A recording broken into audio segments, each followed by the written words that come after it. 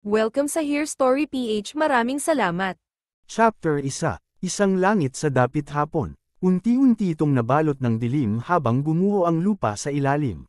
Ang lugar na tinawag nilang tahanan sa loob ng napakahabang panahon. Bumagsak ang tore, kaya natalo na tayo. Mga salitang walang gustong banggitin dahil pakiramdam nila kapag sinabi iyon, saka pa lang talaga magiging totoo. 10 Diyos ang nagtipon at nagsimulang sariwain ang kani-kanilang mga alamat. Ganito ba talaga magwawakas ang lahat? Hindi ko inakalang ganito tayo maghihiwalay. Tama ka, alam kong darating din ito pero, wag na tayong maging sentimental. Tapusin na natin to, wala na rin naman tayong magagawa, wala na, hindi pa tapos. Ang nagsalita ay isang lalaking may buhok na kulay platino-puti, may hawak na mahabang sibat. Siya si Son Ogong, kilala bilang The Great Sage, Heaven's Equal, ang pangunahing tauhan sa alamat na Traidor ng Langit. Malakas ka pa rin magsalita kahit nasa bingit ka na ng kamatayan. Ang tumutol sa kumpiyansa ni Son Ogong ay si Hercules, suot ang balat ng leon at may hawak na basag na pamalo. Ang dakilang bayani ng Olympus na tinalo ang mga Titan. Ngayoy halos patay na, putol ang isang braso. Hindi ako mamamatay. Immortal ka nga, pero kaya mo bang magmalaki pa rin sa harap nila? Ibinaling ni Hercules ang tingin sa mga nilalang na lumilipad sa kalangitang dapit hapon. Mga Diyos mula sa ibang daigdig. Ang mga Diyos ng labas. Despair that reaches the skies, gloom trapped in a swamp, one who couldn't be born, foolish calamity. Isang karaniwang tao ay mamamatay lang sa pagtingin sa kanila. Ganoon kalakas ang mga nilalang na iyon na ngayon ay winuwasak ang kanilang mundo. Madidiscover nila agad itong lugar. Baka nga alam na nila. Whoosh! Thud! Isang puting liwanag ang bumagsak mula sa kung saan. Lahat ng Diyos ay tumingin sa direksyong pinagmulan ng tinig. Bumalik din ako. Akala ko mamamatay na ako. Itim ang buhok at mata, magulo at maiksi ang buhok ng lalaking iyon. Si Yuan, pagod na. Pagod, marahang lumakad papunta sa isang upuang gawa sa puno at umupo. Ikaw lang, tanong ni Hercules. Ang mga kasamang umalis kasama niya ay wala na, si Yuan lang ang nakabalik. Oo, si Merlin, Azure, Vishnu, lahat sila. Oo, tumango si Yuan, patay silang lahat, naging mabigat ang hangin.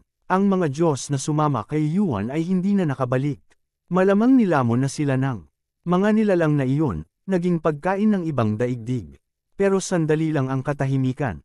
Lahat ay napatingin sa puting bagay na inihagis ni Yuan. Sino tong halimaw na to?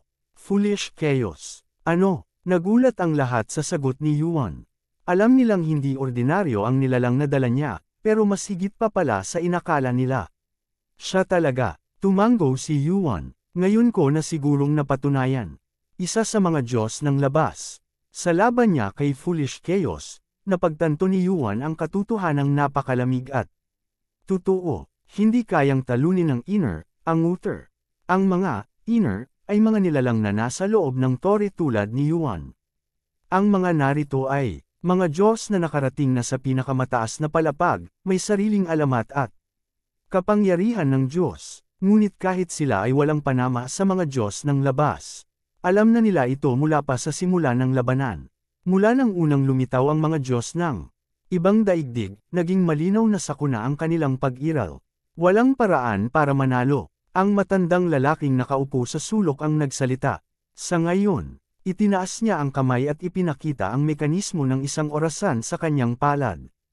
Kronos' clock movement. Tinanong ni Yuan habang nakatingin sa matanda, si Kronos, ito lang ba ang paraan? Bumalik sa lumang linya ng mundo. Magsimula muli. Kung pwede lang, gusto kong matapos na ito dito. Ito na ang huling pagkakataon, sabi ni Kronos, ang tinig ay malakas kahit baluktot na ang katawan at kulubat na ang balat. Si Kronos ay may kapangyarihang kontrolin ang oras. Ang mga bagay na nililikan niya ay may kinalaman sa panahon. Pero, sa mundong babalikan mo, malamang wala na ako. Iyan ang kabayaran para sa tanging paraan upang ibalik ang oras at baguhin ang linya ng mundo. Kaya huwag mo nang sayangin ang oras sa paghahanap sa akin. Maglalaho ka. Hindi ko alam kung anong anyo, pero hindi na mahalaga iyon. Tapos na ang kanilang kwento, kaya gusto sanang tapusin ni Yuan ang laban doon. Pero, natalo sila, kaya wala nang ibang pagpipilian kundi bumalik. Sino ang babalik? Sabay-sabay silang tumingin kay Yuan. Alam na kung sino ang babalik sa nakaraan. Tanging ang desisyon na lang ni Yuan ang natitira. Alam ko na pero ako nga talaga. Tama, matagal na nilang napag-usapan iyon mula nang mabanggit ang clock movement kung sino ang babalik. Dalawang kandidato lang noon, si Yuan at si Son Ogong. Habang wala si Yuan, mukhang nagkaroon na ng kasunduan. Bakit ako? Dahil ikaw ang huling pumasok. Pero kahit ganoon, narito ka pa rin ngayon. Totoo, siya ang pinakahuling umakyat sa tore, pero siya rin ang pinakabilis na kaangkop at umabot sa puntong ito. Alam mo naman, di ba? Ang mga nasa itaas ay limitado ang pakikialam sa mga nasa ibaba. Kaya kung gusto nating baguhin ang tore, kailangang magsimula mula sa ibaba paakyat. Oo, alam ko. Kaya ikaw lang ang maaari. Huminga ng malalim si Yuan at iniabot ang kamay. Patuloy sa pagtakbo ang clock movement. Ang mga tagubilin ay agad papasok sa isipan ng taong hahawak nito. Kapag bumalik ka sa nakaraan, malamang iba na ang ugnayan natin. Kung hindi kita makilala, hayaan mo na lang. Hindi ka talaga kilala ng bersyong iyon ng sarili ko. Gisingin mo yung mga hindi pa rin nakakaintindi sa sitwasyon. Kung kailangan, patayin mo sila. Sana mahirapan ka, kaibigan. Isa-isa silang nagbigay ng huling salita kay Yuan. Ito na ang kanilang pamamaalam. Hindi talaga kayo nauubusan ng salita. Ngumiti si Yuan, malungkot pero payapa, habang pinagmamasdan ang mga kasama. Noong lumitaw ang mga Diyos ng ibang daigdig, napilitan silang magsanib puwersa. Hindi sila magkaibigan noong una, ang iba ay magkaaway pa, handang magpapatayan. Pero ngayon, iba na ang lahat. Matitigas pa rin talaga ang ulo ng mga to. Tick-tock.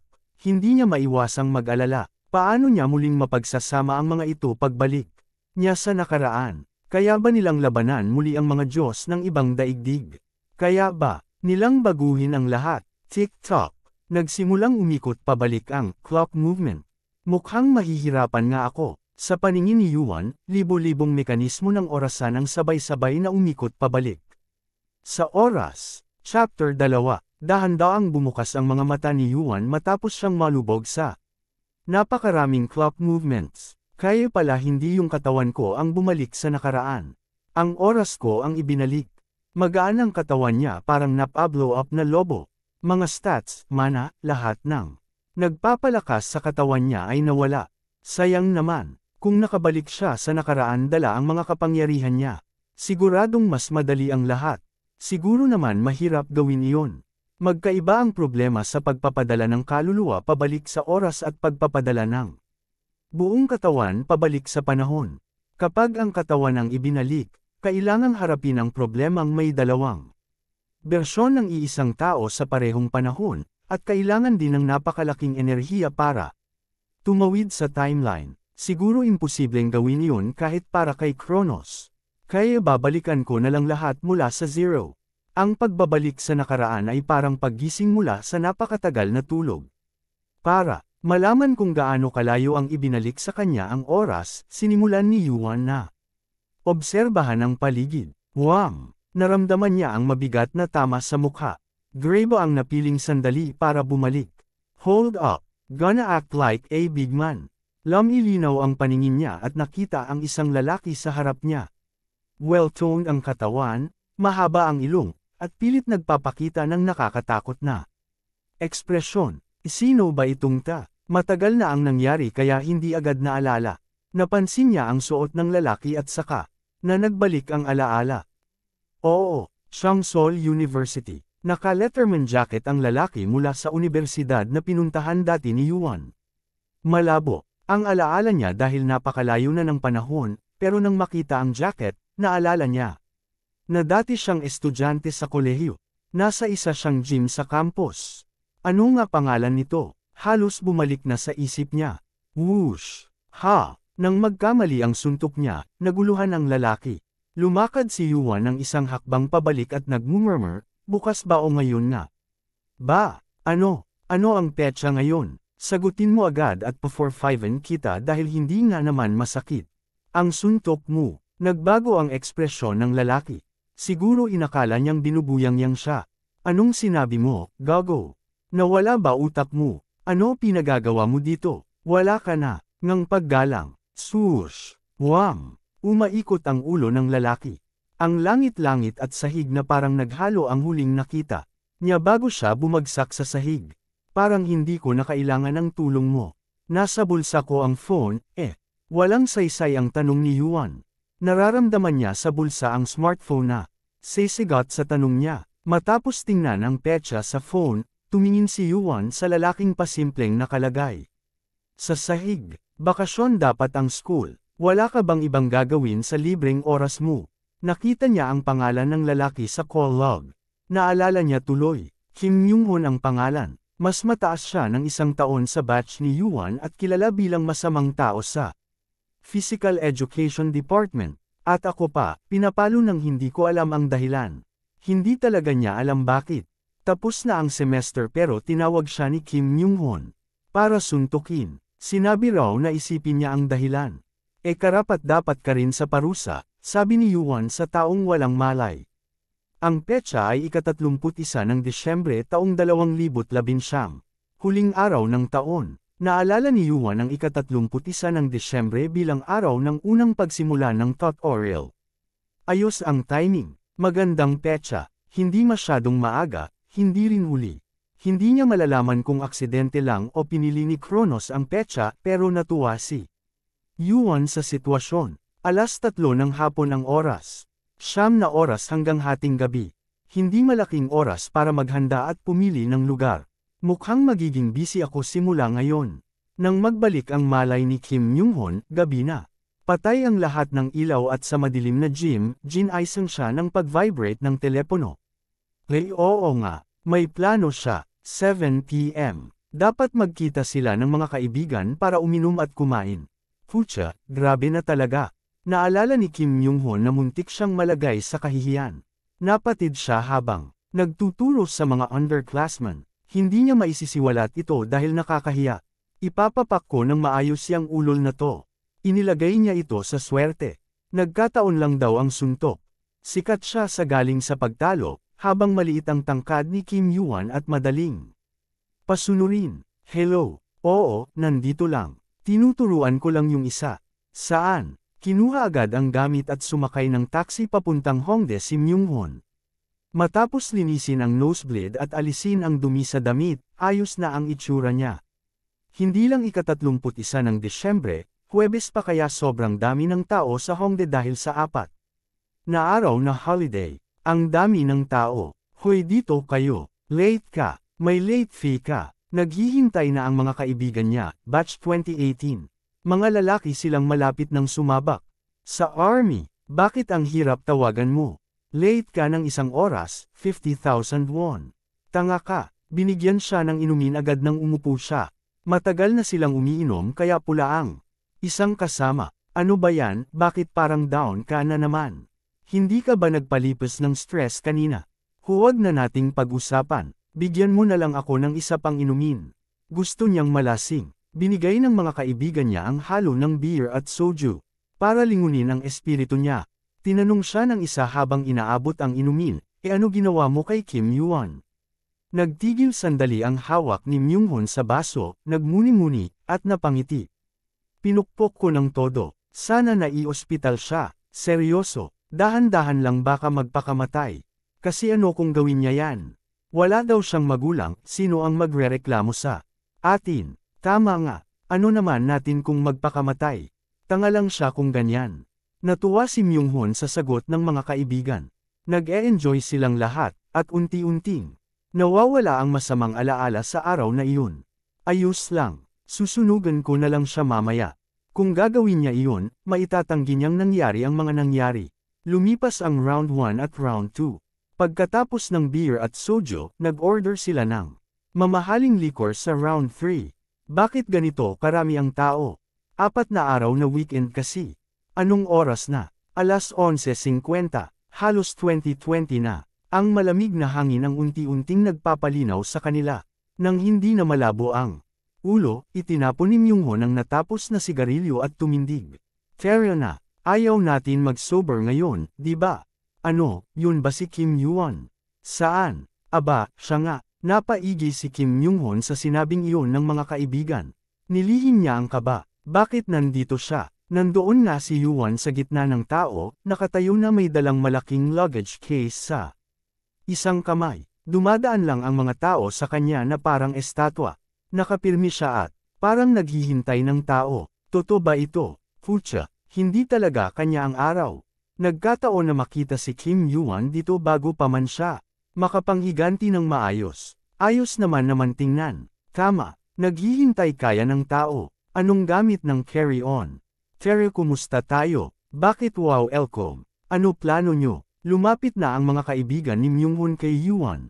Papapatayin ko talaga siya. Kinikiskas ni Kim Myung-hon ang ngipin sa galit, naalala ang nangyari kanina. Ngayon na, nadapa siya sa pagkakataon, desidido siyang durugan si Yuan kahit mawala ng mukha. Sa harap ng mga kasama, Hoy, Kim Yuan, humakbang si Myung-hon kasama ang 5 kasama, 6 silang lahat. Kapag napupunta ka sa bilang, nawawala ang takot. Ngumiti si Myung-hon nang nakangisi. Anong hanap mo rito? Binalot ang paligid sa kanila. Umiwas ang mga tao para iwasan ang banta. Parang pwedeng sumabog ang away. Anumang oras, hindi sumagot si Yuan. Tumingin siya sa electronic wristwatch. Halos alas 12 na. 57 minuto pasado alas 11:12. Matapos tingnan ang oras, inalis ni Yuan ang relo sa palso at itinapon sa lupa. I enjoy nyo ang huling 3 minuto nyo. Thud. Zip. Binuksan ni Yuan ang malaking luggage case. Naghahalungkat siyang umuusbong at nagsalita habang kumukuha. Dahil impyerno na pagkatapos nito. Hindi nila alam ang mga mangyayari, ang mundong kakaharapin nila. Kaya hindi nila alam gaano kaalina at kaimportanteng sandaling iyon ang huling 3 minuto. Ano, putanjay na, anong bala-balang yan? Lumakad palapit si Kim Myung-hon ng nakakatakot pero umatras ng takot nang makita kung ano ang inilabas ni Yuan. Ah, gago ka ba? Teka, ano bang nailabas mo? Mga nakakatakot na armas ang inilabas, sashimi knife, Swiss Army knife, machete, palakol. At isang bag na hindi nakikita ang laman. Isinabot ni Yuan ang Swiss Army knife at palakol sa baywang at hinawakan ang sashimi knife. Mag-sorry ka na, gaano ka ba nakapalo sa kanya para umabot sa ganito? Ano ba yan, mali ka talaga dito. Yuan, hindi ka dapat ganito. Naiintindihan kong galit ka pero, nagtipo ng mga tao palibot kay Yuan na may hawak na mga armas. Nagmumurmur sila. Natakot si Myung-hon at hindi na lumapit dahil sa sashimi knife. May tumawag pa nga, sa pulis. 23:58, hindi na maraming oras. Isinabot ni Yuan ang bag sa balikat at tumingin sa paligid. Isapat na ang dami ng tao. Hongdae, isa sa pinakamasiksik na lugar sa Seoul ayon sa alaala ni Yuan. Dating anyang ito, tinaas ni Yuan ang baba at tumingin sa langit. Huminto ang paggalaw ng mga ulap. Lahat ay nakatutok sa kaguluhan. Walang nakapapansin sa phenomenon na nagaganap.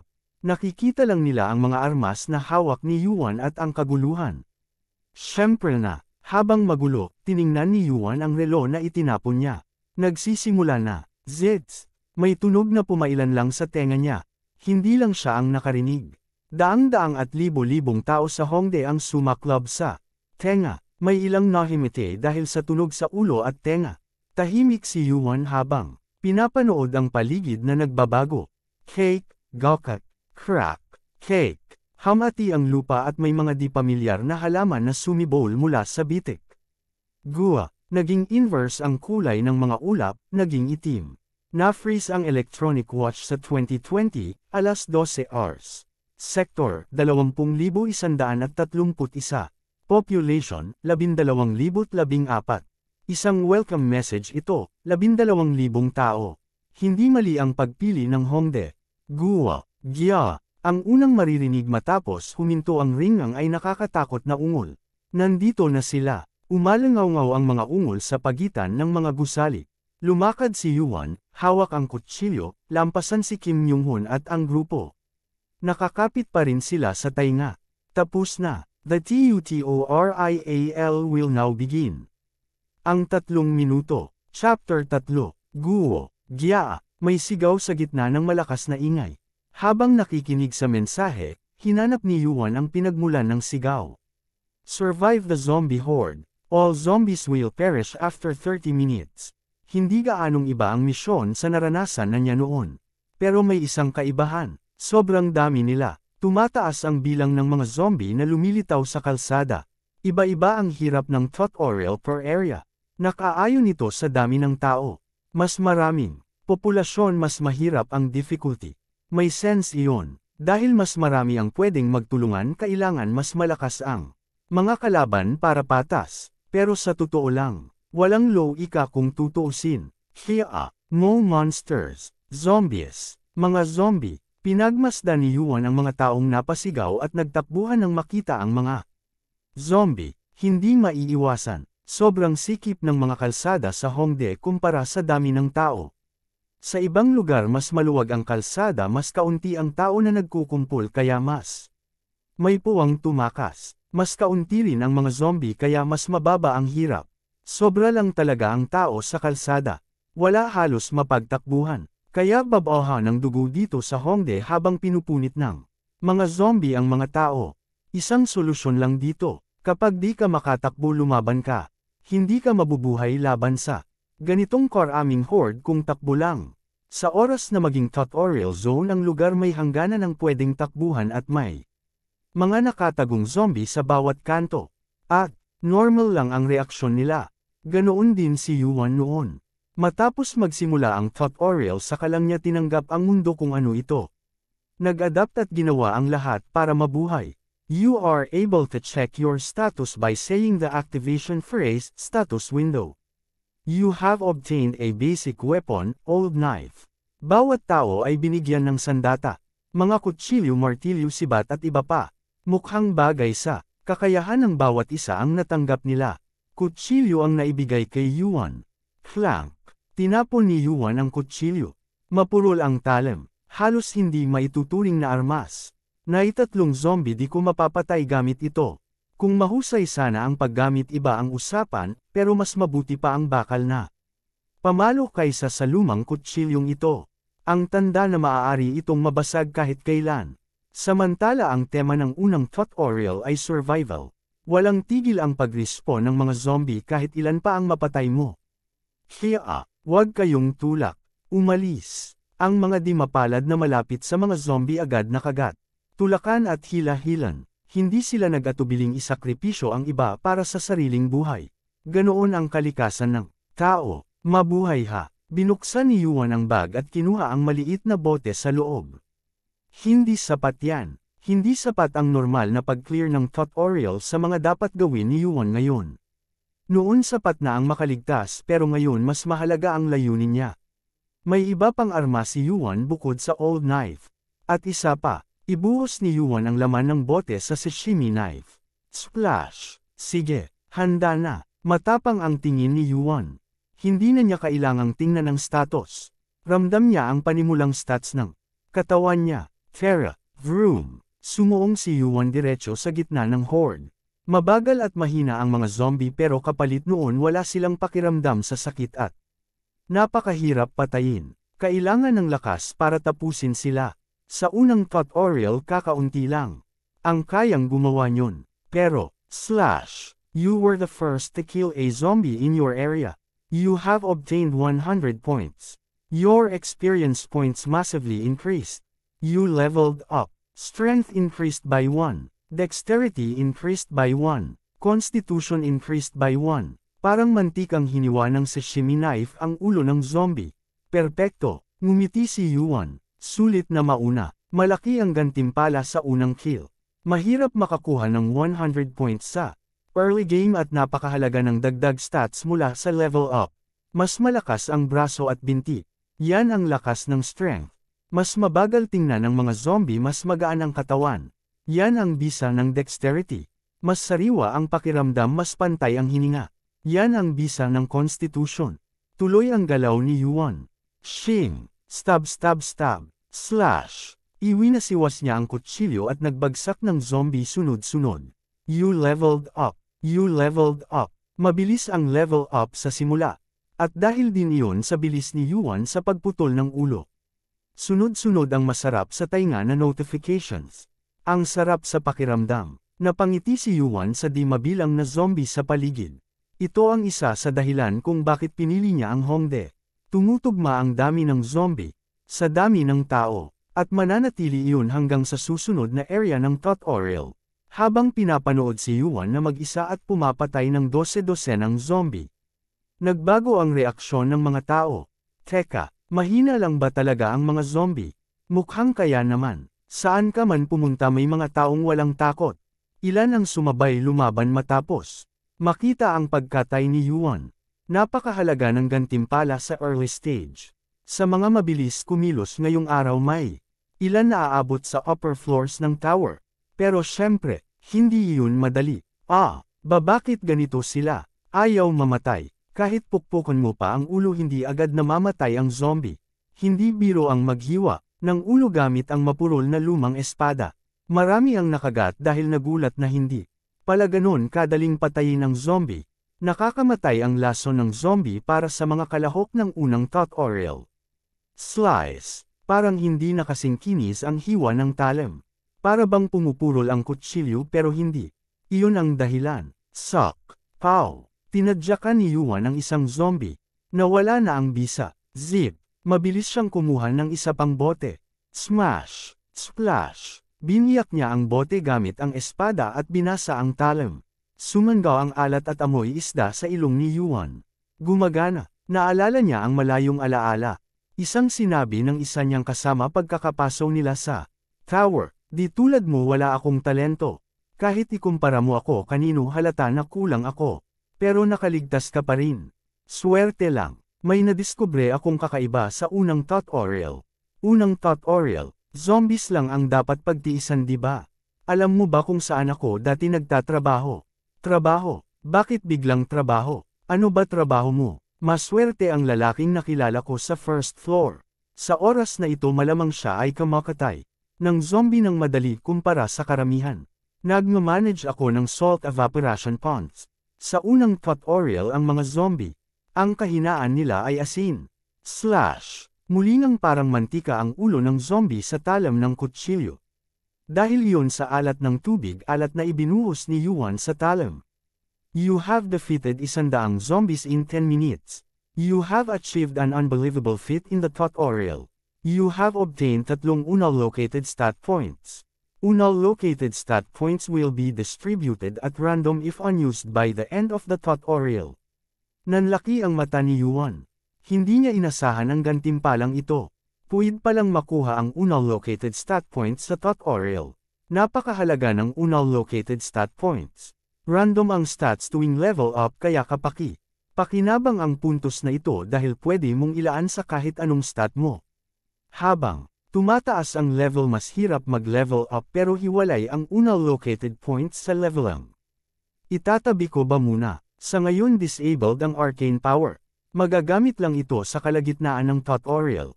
Ito, ang pinaka-efficient at pinakamahirap pataasin.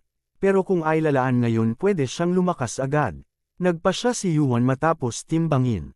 Itabi muna, sa malaking larawan sayang gamitin lang para pumatay ng mumunting zombie. At saka, hindi na siya magtataga ng basta-basta. 10 minuto na, anumang oras aapaw na ang bilang ng mga zombie. Kailangan niyang maghanda. Saan kaya ang tamang lugar? Tumingin si Yuan sa paligid habang binubukas ang daan sa paghiwa at paggiling sa mga zombie. Lubos ng magulo ang kalsada sa labanan ng tao at zombie. Sa gitna ng paghahanap may lugar na tumama sa mata niya. Ayan. Crack. Iwinasiwas ni Kim Myung-ho ng lumang kutsilyo. Hinding-hindi pa rin maayos ang hiwa. Hindi niya maputol ng malinis ang ulo ng zombie. Pest. Bakit hindi gumagana? Hindi niya mahanap ang dahilan. Si Yuan ang unang sumugod at kinatay ang mga zombie na parang wala lang. Samantalang sila ni Myung-ho halos isang zombie lang matapos ang ilang beses na paghiwa. Dahil ba mapurol ang talam? Ibang kutsilyo ang gamit ni Yuan. Hindi lumang kutsilyo kundi sashimi knife at machete na dala niya. Kung may maayos lang sana akong armas gaya niya. Gua. Umingit ang zombie na kalahati ang ulo. Napakabaho ng amoy. Napatadyak si Myung-hun sa dibdib ng zombie. Bang! Buwiset. Walang sakit sa kanila. Pagkabagsak ay bangon agad. Nandidiring tinitigan ni Myung-hun. Ang zombie na parang hindi tinatablan. Hoy Myung-hun. Parang dumarami sila. Kagatlabi ang kaibigan habang nauubos ang lakas nila. Alam din iyon ni Myung-hun. Hindi nababawasan. Dami-dami pa. Hindi nila kakayanin ang ganitong dami. Guaa, giaak. Napaligiran sila sa lahat ng panig. Wala nang daan palabas, wala na ring lakas para lumaban. Tila tapos na ang lahat. Kaya ba nating pigilan ang mga ito? Paano tayo mabubuhay sa ganitong sitwasyon? Paano nga ba? Doon niya narinig ang sagot. Si Yuan. Nasaan si Yuan? Iisa lang ang paraan para mabuhay kapag napalibutan ka na. Kim Yuan. Kailangan nila ang tulong niya. Totoo ang galing niya. Parang tofu ang mga zombie sa talam niya. Nawala siya. Peste, nasaan na yung hayop na yon? Parating na sila. Guaa. Palapit ng palapit ang mga zombie. Iwinasiwas ni Myung-hun ang kutsilyo sa buong lakas. At sa sandaling iyon, klang, nanlaki ang mata niya. May piraso ng talam na nalaglag sa sahig. Nabali sa gitna ang kanyang kutsilyo. Anina, kahit mapurol iyon ang tanging sandata niya para ipagtanggol ang sarili. Ngayon wala na, siyang maipangsalo. Guaa, lumapit ang isang zombie at binuka ang bibig sa harap niya. Nakakasulasok na amoy, bulok ng ngipin na malapit ng punatin siya. Sumigaw siya habang walang laban na pinapanood ang paparating na kamatayan. May kakaiba. Biglang tumigil sa paggalaw ang mga zombie. Ano nangyayari? Bakit biglang tumigil? Hindi pa tapos ang oras. Walang dahilan para mag-freeze ang mga zombie. At hindi iyon ang pinakakakaiba. Guguwa, giaak. Nanginginig ang mga zombie at tila nasasaktan. Sila ang mga halimaw na di nakakaramdam ng sakit kahit putulin ng mga kamay at paa. Kahit mabalyan ng buto. Pero ngayon umiiyak sila sa sakit at isa-isang bumabagsak. Thud. Parang binuhusan ng asido ang bulok na laman ng mga zombie. Natutunaw ito. Anong nangyayari? Hoy, may nahuhulog. Ano? Itinaas ni Kim Myung-hun ang ulo gaya ng sabi ng kaibigan. Dahil sa takot hindi niya napansin. May mga bagay na bumabagsak mula sa langit. Iniabot niya ang palad at sinalo ang isa. Kristal na pamilyar sa tingin. Para makasiguro dinilaan niya ito. Maalat. Pamilyar ang lasa. Asin. Muling tumangala si Myung-hun. Umuulan ng asin mula sa langit. Chapter 4. Guuo. Gia. Umalangaw-ngaw ang mga iyak ng mga zombie sa ibaba. Nakakatuwang panoorin ang pagdaing nila sa sakit. Karaniwan hindi sila iimat kahit tusukin. Muuputulin ang mga paa at kamay nila. You leveled up. You leveled up. You leveled. Sunod-sunod ang notifications. Mahinang bulong ni Yuan habang ibinubuhos ang susunod na sako ng asin, ito na ba ang huli? Pagsapit ng ika-20 minuto nang umabot sa rurok ang bilang ng mga zombie, inakyat ni Yuan sa bubong ang asin na inihanda niya. Tumatalon-talon siya sa mga bubungan at ibinubuhos ang asin sa ibabaw ng hukbo ng mga zombie. Swoosh! Naibuhos ang huling sako. Kumalat ang mga kristal ng asin at bumagsak sa mga zombie na parang ulan. Muli na, namang nag-disintegrate ang mga ulo at katawan nila. Sumulpot ang napakaraming level up notifications. Napangiti si Yuan. Ang sarap sa pakiramdam. Na-curious siya kung ilang zombie na ang napatumba niya. Sigurado siyang umabot na iyon. Sa libo, agad din siyang sinagot. FINALIZING the first TUTORIAL. Survivors, 4,077. Rewards for defeating enemies are being distributed. Defeated enemies, 1427. You have obtained 500 points. You have achieved an unbelievable feat. You have obtained 1,000 points, distributing 1,427 points. You have obtained additional random stat points. Strength increased by 1. Constitution increased by 2. You have obtained isang unallocated stat point. The second tutorial will start in 10 minutes. Marami talagang namatay. Pagkakita sa bilang ng mga nakaligtas, napabuntong hininga si Yuan. Dahil humigit, kumulang 12,000 ang panimulang populasyon ng Hongdae Sector, ibig sabihin 8,000 ang Namatay dito pa lang. Kung 4,000 ang survivors hindi na masama. Noon sa first tutorial mahigit 80% ang hindi nakalampas. Lalo na sa mga sektor. Tulad ng Hongdae na sobra ang dami ng zombie, karaniwan nga walang natitirang buhay. Kung ganun malaki na ang 4,000. At talaga namang marami akong pinatay. 1,427. Iyon ang bilang ng zombie na napatay ni Yuan. Kung basta tag ang walang isip lang gamit ang kutsilyo imposibleng makaubos ng ganyan. Karami sa loob ng 30 minuto. 100 dahil sa first kill, 500 sa highest kill count, 1,000 sa unbelievable fit, at 1,427 tig-iisang puntos sa bawat zombie. Sa kabuuan higit 3,000 points. Imposibleng halaga iyon para sa first tutorial. Karamihan ng kalahok isang zombie lang ang napapatay, 10 na ang marami. Kaya, karaniwan 1 hanggang 10 puntos ang panimula nila. Naalala ko 7 lang ang start ko noon. Dahil atleta siya at may tapang, nakakahuli siya noon ng iilang zombie. Kung ikukumpara noon, nakakamangha ang simula ngayon. Name, Kim Yuan. Level, 16. Strength, 23. Dexterity, 20. Constitution, 24. Perception, 21. Total points, 3,027. Unal located stat points, 4. Level 16. Kabuuang 88 ang halaga ng stats niya. At kung isasama ang unal located stat points aabot sa 72, sobra-sobra ito para sa first tutorial. Mababa ang experience galing sa zombie. Kahit ilan pa ang mapatay, level 3 o 4 lang sana. Ang kisame sa first tutorial.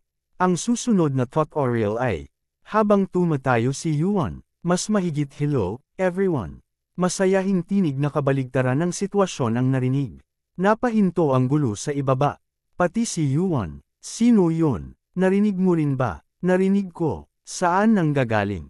Hindi malakas ang boses pero malinaw sa lahat. Iba ito sa mensahe ng system. Sa halip na robotic at walang tono, parang totoong tao ang nagsasalita. Itinaas ni Yuan ang tingin at nakilala kung kaninong boses iyon. Isang laki. Boses iyon ng laki ng administrator na naka-assign sa tutorial. Di tulad ng totoong administrators na namamahala sa isang buong floor, parang alalay lang. Ang mga laki at nangangalaga lang ng isa sa napakaraming sektor. Pero sa ngayon, dapat pa rin silang ituring na makapangyarihang nilalang. Hindi ko maalalang lumalabas sila sa second tutorial. Mukhang dahil iyon sa isang tao. Dati lumalabas lang ang mga laki sa simula ng third tutorial. Mas mahigit congratulations on your survival. Marami ang survivors dito ano. Nagulat talaga ako kung gaano karami ang nakaligtas. 2 ang layunin ng first tutorial. Una ang alisin ang mga hindi karapat-dapat. Pangalawa, ang subukan ang karapat-dapat. Pero mas marami ang nabuhay sa Hongdae kaysa inaasahan ng administrator. Simple ang dahilan. Dahil sa akin, nauna si Yuan pumatay ng zombie at naudyukan ang iba. Iba-iba ang paraan para malampasan ang takot. Isa roon ang makita mong nalalampasan. Iyon ang iba. Ang pakikipaglaban ni Yuan ang nagbigay tapang sa iba para lumaban. Isa pa ang malawakang pagkatay niya gamit ang asin. Sa mga lugar na binuhusan ko ng asin malamang marami ang survivors. Marahil kaya ganoon. Punong-puno ng excitement ang boses ng laki na tila nakahanap ng bagong libangan. Mas mahigit may anunsyo ako para sa mga nakaligtas.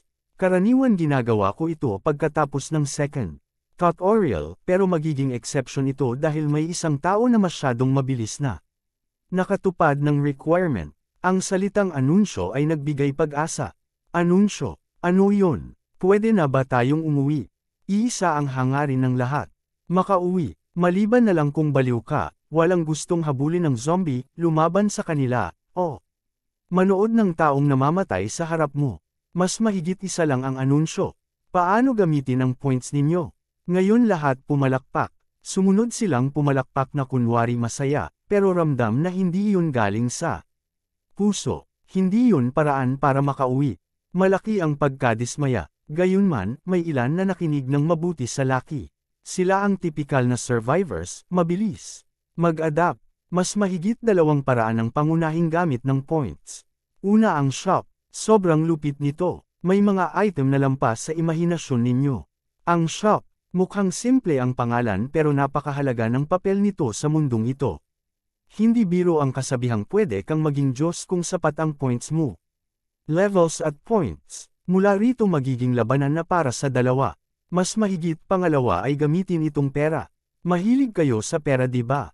Pwede kayong magbigay o tumanggap ng points sa pamamagitan ng pakikipagkamay. Pwede mong gastusin ang points sa shop. Pwede mo ring ipasa ang points kapalit ng kooperasyon o anumang kabayaran. Kaya gaya ng sabi ng Lucky, ang points ang salapi kapangyarihan at autoridad sa mundong ito. Mas mahigit times up. Ang sarap ng break na iyon ano. Tapos na ang anunsyo. Ngayon, the second tutorial will now begin. Mas mahigit panahon na ulit para magpakahirap kayo. Iyon ang huling salita ng Lucky.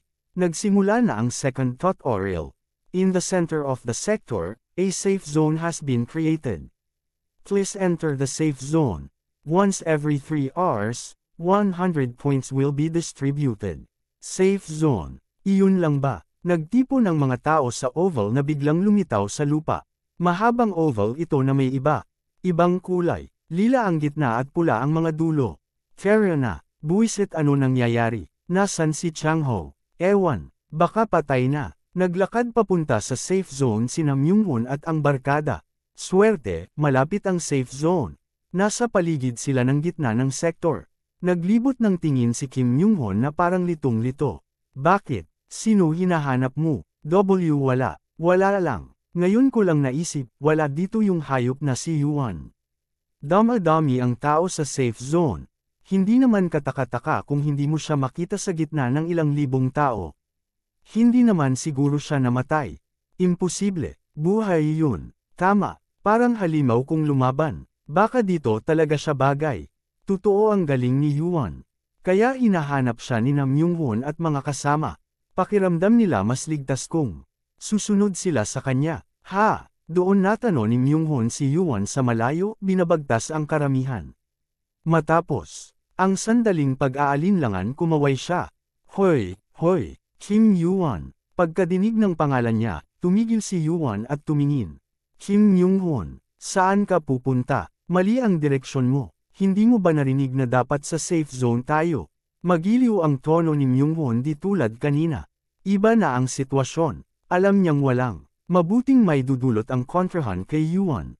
Ayaw ko man aminin, pinakaligtas ang tabi nitong gagong ito. Sa kabutihang palad hindi mukhang masama ang mood ni Yuan. Alam din niya na walang mapapala sa galit niya sa akin ngayon, isip ni Myunghun. Kailangan din naman ni Yuan ng team. Mas mabuti ang dalawa kaysa isa at mas mataas. Ang tsansa kung 3, kung lalapitan ko siya ng ganito. Alam ko, ha, may pupuntahan ako, sabi ni Yuan sabay tapik sa balikat ni Myunghun. Kung gusto mong mabuhay, huwag kang kumapit sa iba. Doon ka lang at maghintay. Alamin mo ang lugar mo. Ano? Food. Naglakad palayo si Yuan na walang pakialam sa sasabihin ni Myunghun. Kabaligtaran. Ng safe zone ang tinatahak niya. Nag-aalangan si Myunghun. Papayagan ba niyang lumayo si Yuan? Pakiramdam ko mas ligtas kung kasama siya. Nang lalo pang lumayo si Yuan, nagpa siya si Myunghun na pumasok na sa safe zone. Hindi naman siguro mas ligtas pa sa safe zone. At bumalik si Kim Myunghun sa safe zone. Sa sandaling iyon, bonk! Nabangga sa kung anuman ang lalaking nasa likod ni Myunghun at napaatras. Ano ito? Harang. Akala ko papapasukin tayo dyan. Bang bang bang. Pinaghahampas ng mga hindi umabot ang di nakikitang pader. At sa mismong sandaling iyon, lumitaw ang mga salita sa invisible wall ng safe zone. Capacity, 2038-2038. 2038. Eksaktong kalahati ng bilang ng survivors mula sa first tutorial. Isa sa mga huling nakapasok, natigilan si Myunghun habang nakatanaw sa labas ng dingding. Nilikha ang safe zone sa simula ng second tutorial at may maximum capacity ito. Ibig sabihin, ayon o, halimaw, ano ito, munch, crunch crunch. Nang inig si Kim Myunghun sa takot sa absolutong kaguluhan sa labas ng safe zone. Squirm, crunch snap, Walang bilang na mga insekto na may napakalalaking bibig ang nagsusulputan mula sa lupa. At sinasagpang ang mga tao.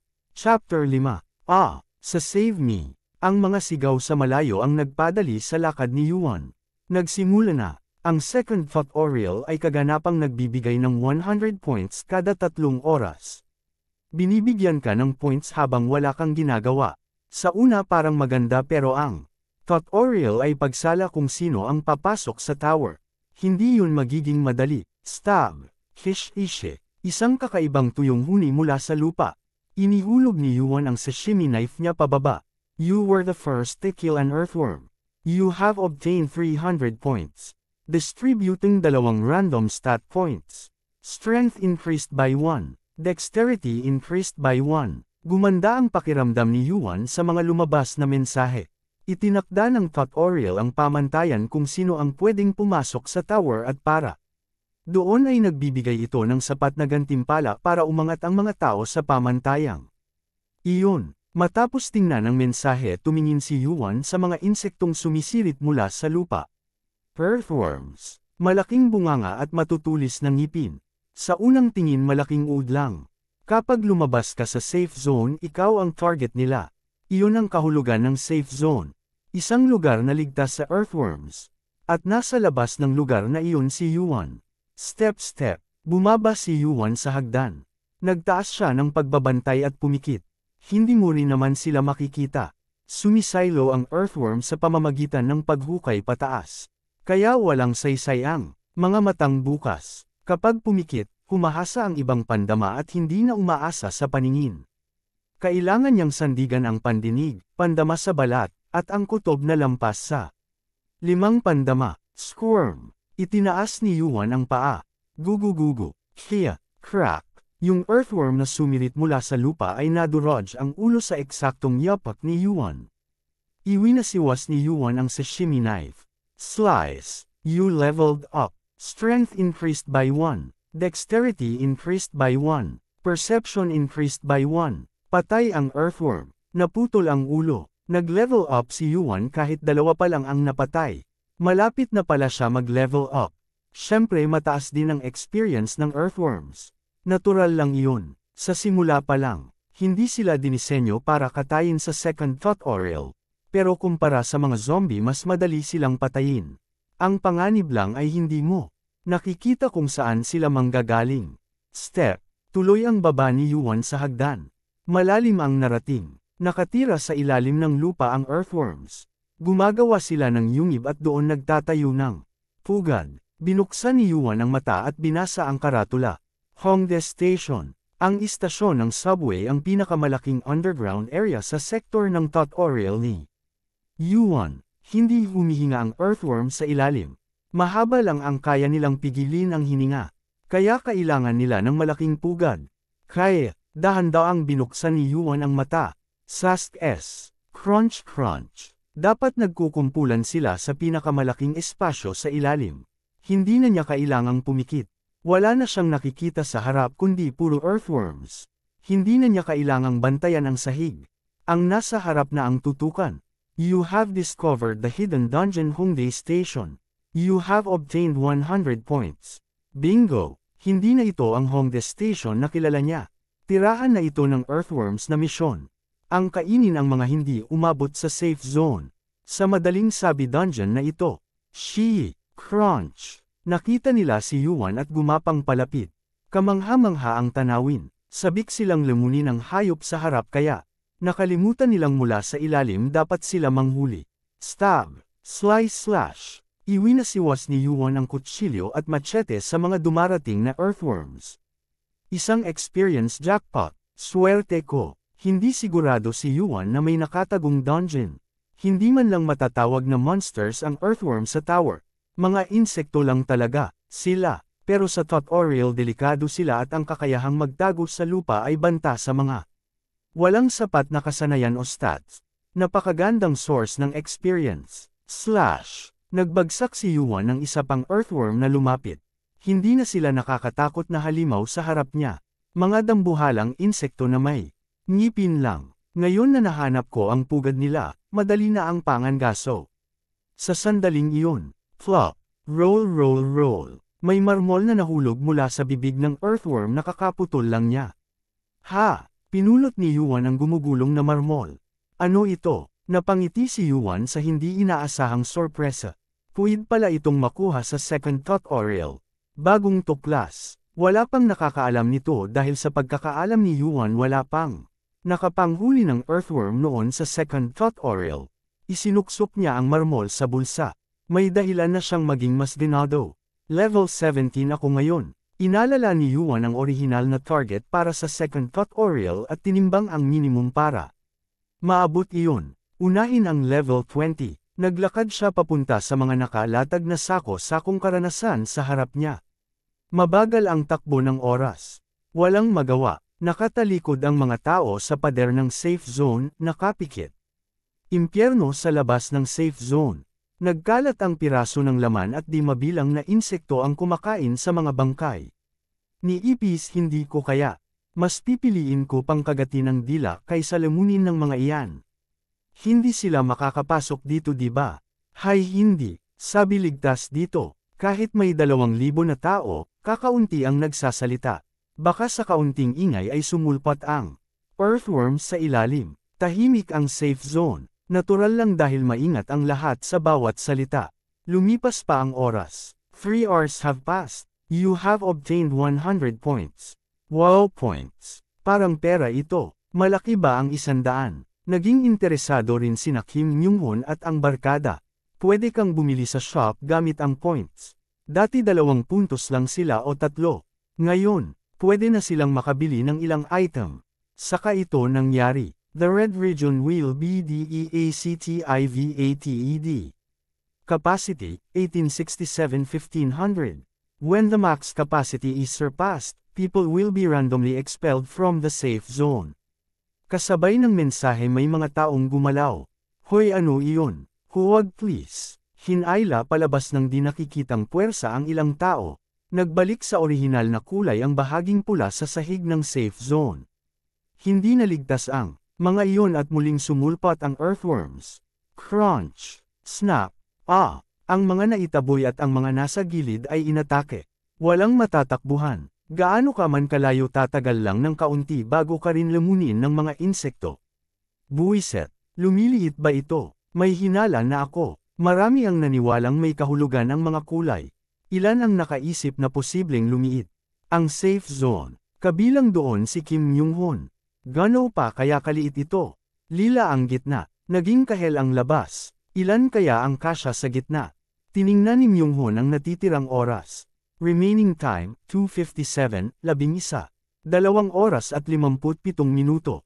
Kapag naubos ang oras, lumipat. Akin ang pwesto na iyon. Umalis ka. Gusto mo bang mamatay? Pwede kitang patayin kung gusto mo. Umalis ka. Bakit mo binabara ang daan? Sa isang iglap sumabog ang kaguluhan. Mabilis na nagbuo ng plano si Myung-hun. Tahimik lahat, tumayo siya at sumigaw. Sandaling bumalik ang katahimikan. Pinakalma niya ang tibok ng dibdib at nagsalita. Simula ngayon tayo. May linyang naghihiwalay sa orange at dilaw. Itinuloy niya ang salita habang nakatitig doon. Dapat magpasya kung sino ang papatayin para mabuhay. Gulp! Malupit pakinggan. Pero wala nang ibang paraan. Hindi tayong lahat kasya sa gitna. Kung ganon may mga matitapon palabas ng random. Ibig sabihin, ako. Itinuro ni Myung-hun ang pinakamatandang lalaki na malapit sa kanya isang bihirang. Tanawin sa Hongdae, papatayin ko ang matandang ito. Para mabuhay kailangan mong pumatay ng iba. Iyon ang sentrong tunggalian ng second tutorial. Crack! Biyak ang ulo ng earthworm sa palakol. Pagkaputok ng bungo, bagsak ang sumasalpok na earthworm. Splat! Whoosh! Umikot si Yuan at iwinasiwas ang machete sa kabilang kamay. Sa isang hagod na laglag, ang 2 earthworm na umatake mula sa likod. You have leveled up. Strength increased by 1. Constitution increased by 1. Perception increased by 1. You have achieved level 20. A new stat, Arcane Power has been unlocked. Kasabay ng level up ang matagal nang hinihintay na mensahe. Sa wakas, mabilis ang hinga ni Yuan. Kahit tumaas na ang Constitution napapagod pa rin ang katawan matapos kumilos ng 3 oras. Sa kabutihang palad tumaas pa ang Constitution at nabuksan ang bagong stat. Mas magaan ang katawan. Flop. Roll roll roll. Isa pang marmol ang nahulog. Isinilid niya ulit. Mabigat na ang bag sa dami ng marmol. Name, Kim Yuan. Level, 20. Strength, 28. Dexterity, 26. Constitution, 27. Perception, 24. Arcane Power, 13. Total Points, 3,527. Unallocated Stat Points, 5. Malaki ang inangat ng stats niya. Karamihan nasa mid-20s at may naipong unallocated points pa. Bukod pa ang bagong stat sa pag-abot ng level 20. Lagpas-lagpas na sa dapat posible sa second tutorial ang stats ni Yuan. 3 random stat points at isang unallocated mula sa panghuhuli ng earthworms. Hindi masama, pero medyo kapos sa inaasahan. Hanggang hindi ko napapatumba ang taong iyon, huwag muna akong umasa sa mas magandang gantimpala. Ginamit ni Yuan ang naipong unallocated points. Applying unallocated stat points. Arcane Power increased by 5. Lahat ng naipong puntos inilaan niya sa Arcane Power. Kakailang ganing magpagal ang iba para maintindihan kung ano ang Arcane Power. Pero, alam na ni Yuan ang sagot. Sa 5 stats wala nang mas mahalaga pa sa Arcane Power.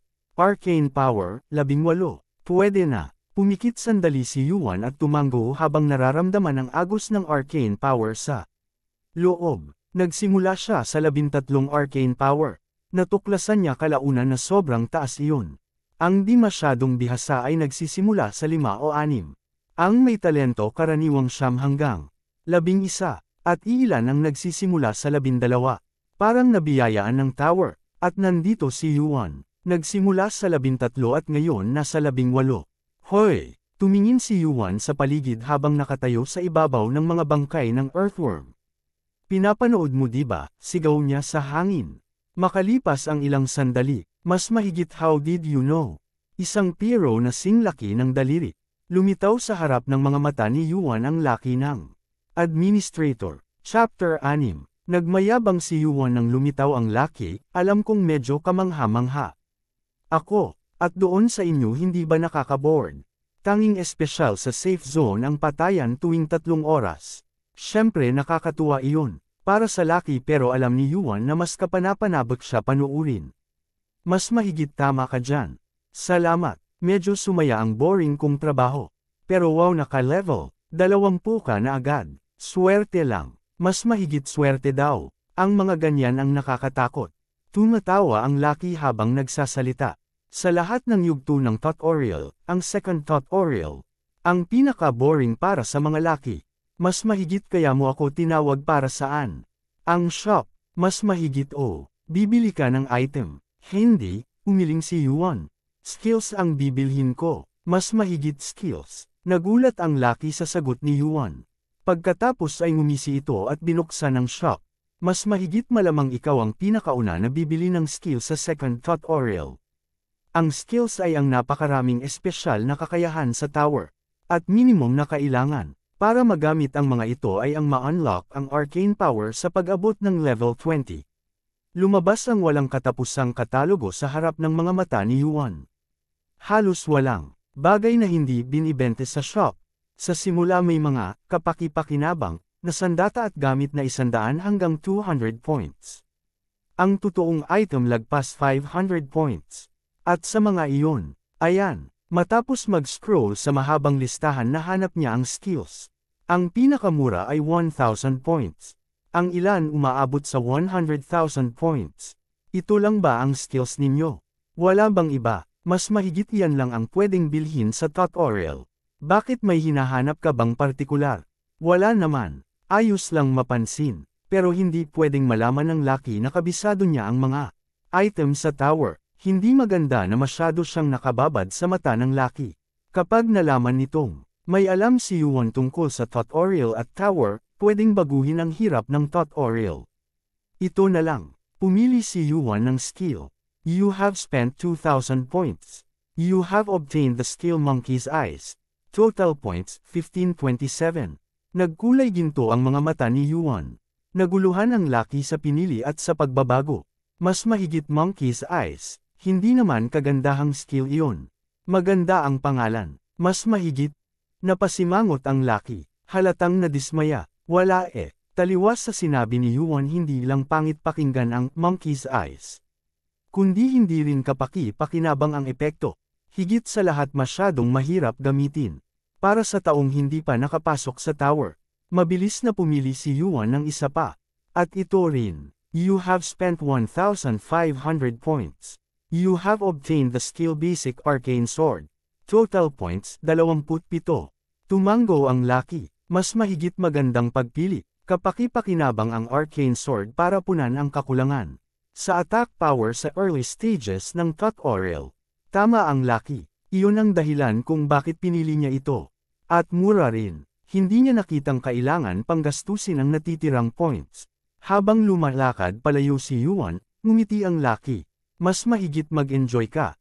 Malaki ang inaasahan ko sa iyo. Napahinto sandali si Yuan sa salitang iyon. Inaasahan. Alam niya ang ibig sabihin. Tumingin siya sa direksyong kinaroroonan kanina nang nawalang Lucky, Special Administrative Target. Tumutukoy ito sa mga kalahok na kapansin-pansin sa tutorial. Mino-monitor kung gumagawa sila ng daye. Sana wala lang iyon. Kakayahan niya mismo ang dahilan kung bakit nakaabot na siya rito sa second tutorial. Walang makakahanap na may ranker o isa pang Lucky o ang tower na tumutulong sa kanya man daye. Kung may ikinababahala man siya, iyon ang pagiging returner.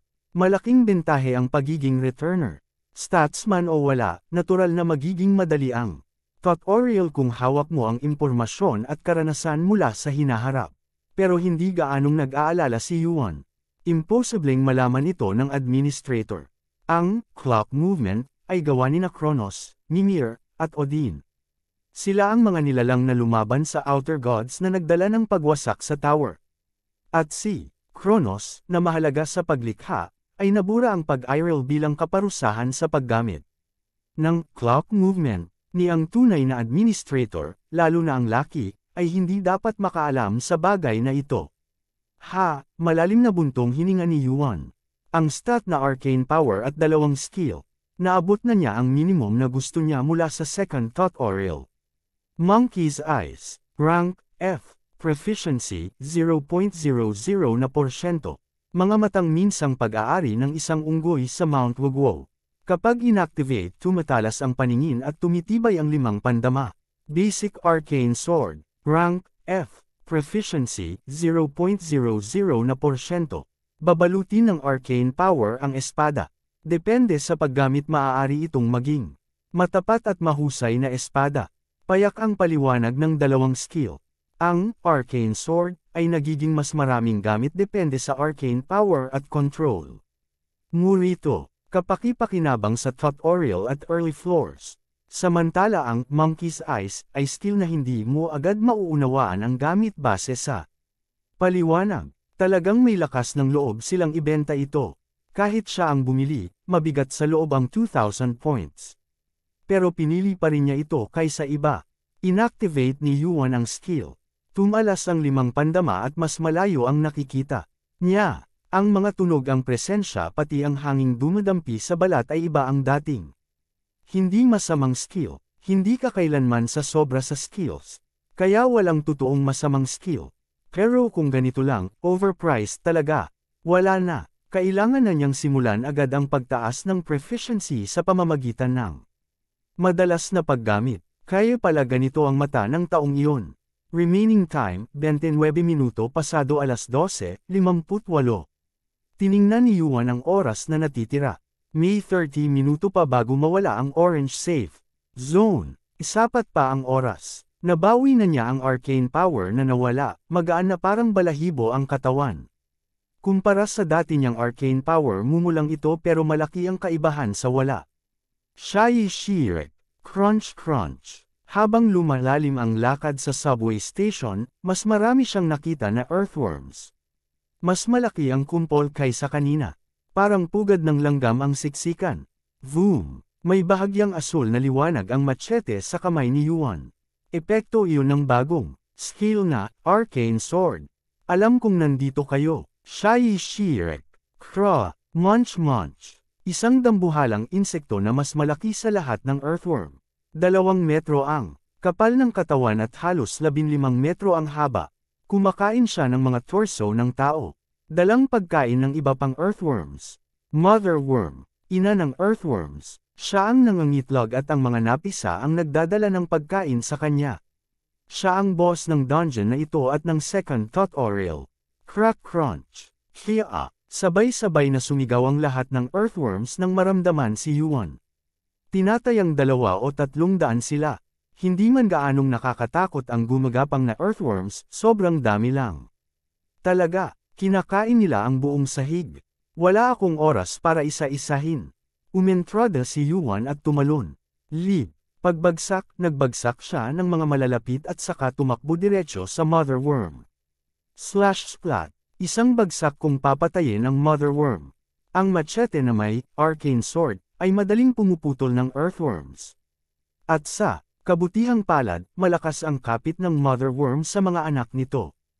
Hiya! Thud! Gumalaw ang dambuhalang mother worm. Sa galit niya, natatapakan pa niya ang sariling mga anak.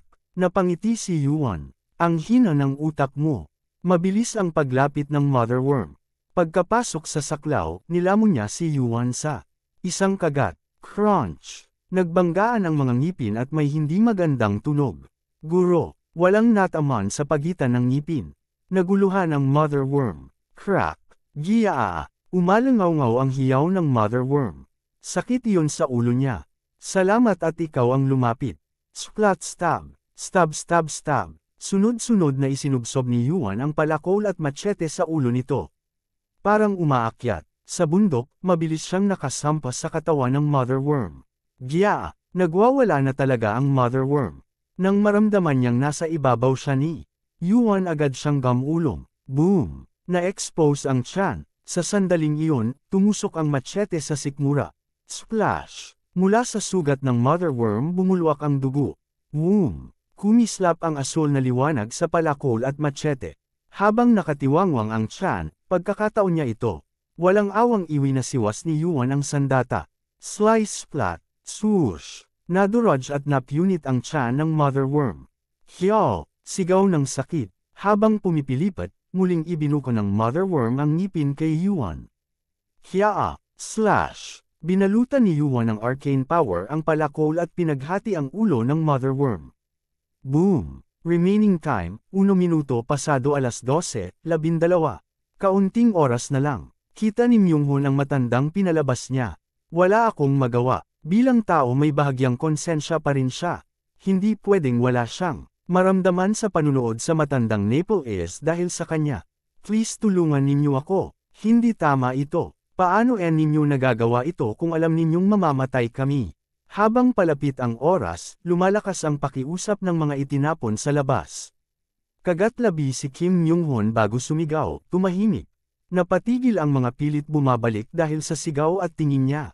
Habang itinutuon ang kutsilyong binili niya sa shop ng 100 points, nagsalita siya, huwag natin gawin iyan. Hindi ba nagkasundo tayo? Lahat tayo pumayag. Kailan kami pumayag? Kailan? Tama, kami, ang nakararami. Lahat maliban sa inyo, sabi ni Myung-hun. Idinikit pa niya ang kutsilyo. Umatras ang lalaking sumusubok pumasok sa dilaw. Kapag pumasok kayo, kami na mismo ang papatay sa inyo. Naiintindihan. Tumango ang lahat sa dilaw. Nasa kanila ang bilang. 2 opsyon lang ang nasa orange. Mamatay sa tao kapag tumawid sa dilaw o mamatay sa halimaw kung manatili. Alas 12:30. Pumikit ang matanda. Sa 30 segundos sisirit ang mga halimaw mula sa lupa at pop-unit sa kanya. Alas 12:17. Crunch crunch. Lumabas ang earthworm sa mismong gilid ng orange safe zone. Alam din ito ng mga hayop na ito. Sa ilang segundo liliit ang safe zone at may sariwang karne na naman.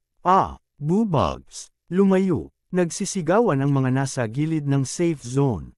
At lumipas ang oras. 00, alas 12:05. 00, 4 minuto pasado alas 12. 00, 3 minuto pasado alas 12. Pambukas na panalikop pansarang panalikop. 00, 3 minuto pasado alas 12. Ang oras ay, Yung oras, binuksan ng lahat ang mga mata. Huminto ang timer, hindi naglaho ang kulay ng orange sa lupa tulad kanina. Sinuri rin ng mga nasa dilaw ang oras. Naguluhan si Kim Yong-hun sa biglang pagbabago ng system. Ano bang nangyayari? Doon biglang naging kulay lila ang buong safe zone. You have passed the second tutorial. The safe zone will no longer shrink. You have obtained 600 points. There are 15 hours left until the end of the second tutorial. Chapter 7. Umupo si Yuan sa ibabaw ng bangkay ng mother worm. Napapalibutan siya ng bundok ng bangkay ng earthworms. Bunga iyon ng isang oras na pagpuksa. Mas mahigit wow, pinatay mo talaga silang lahat. May boses siyang narinig.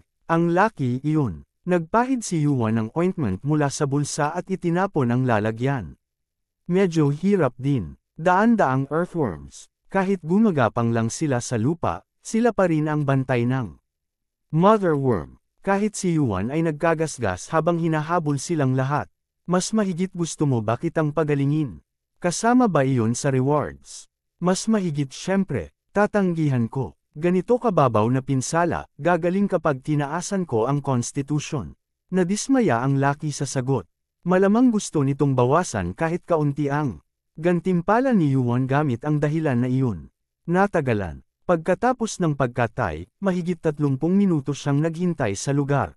Sa oras na iyon inesikaso ni Yuan ang sarili at ibinalik ang lakas at stamina. Inakala niyang mas maaga siyang dadalawin ng laki pero tumagal pa bago ito nagpakita. Ibig sabihin mahaba ang naging usapan ng mga laki. Mas mahigit una, palakpakan ka.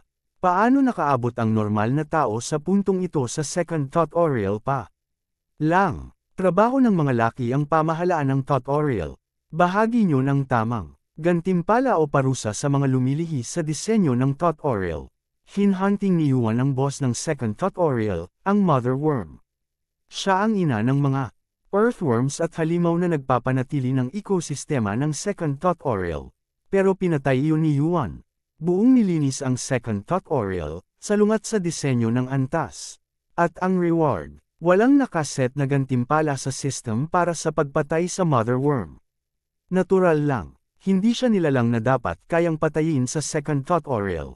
Posibleng mapatay ang isang earthworm kung swerte pero ang mother worm ay klaseng halimaw na karaniwang sa fifth tutorial palang mahaharap. Mas mahigit mukhang naiintindihan mo na ang mundong ito.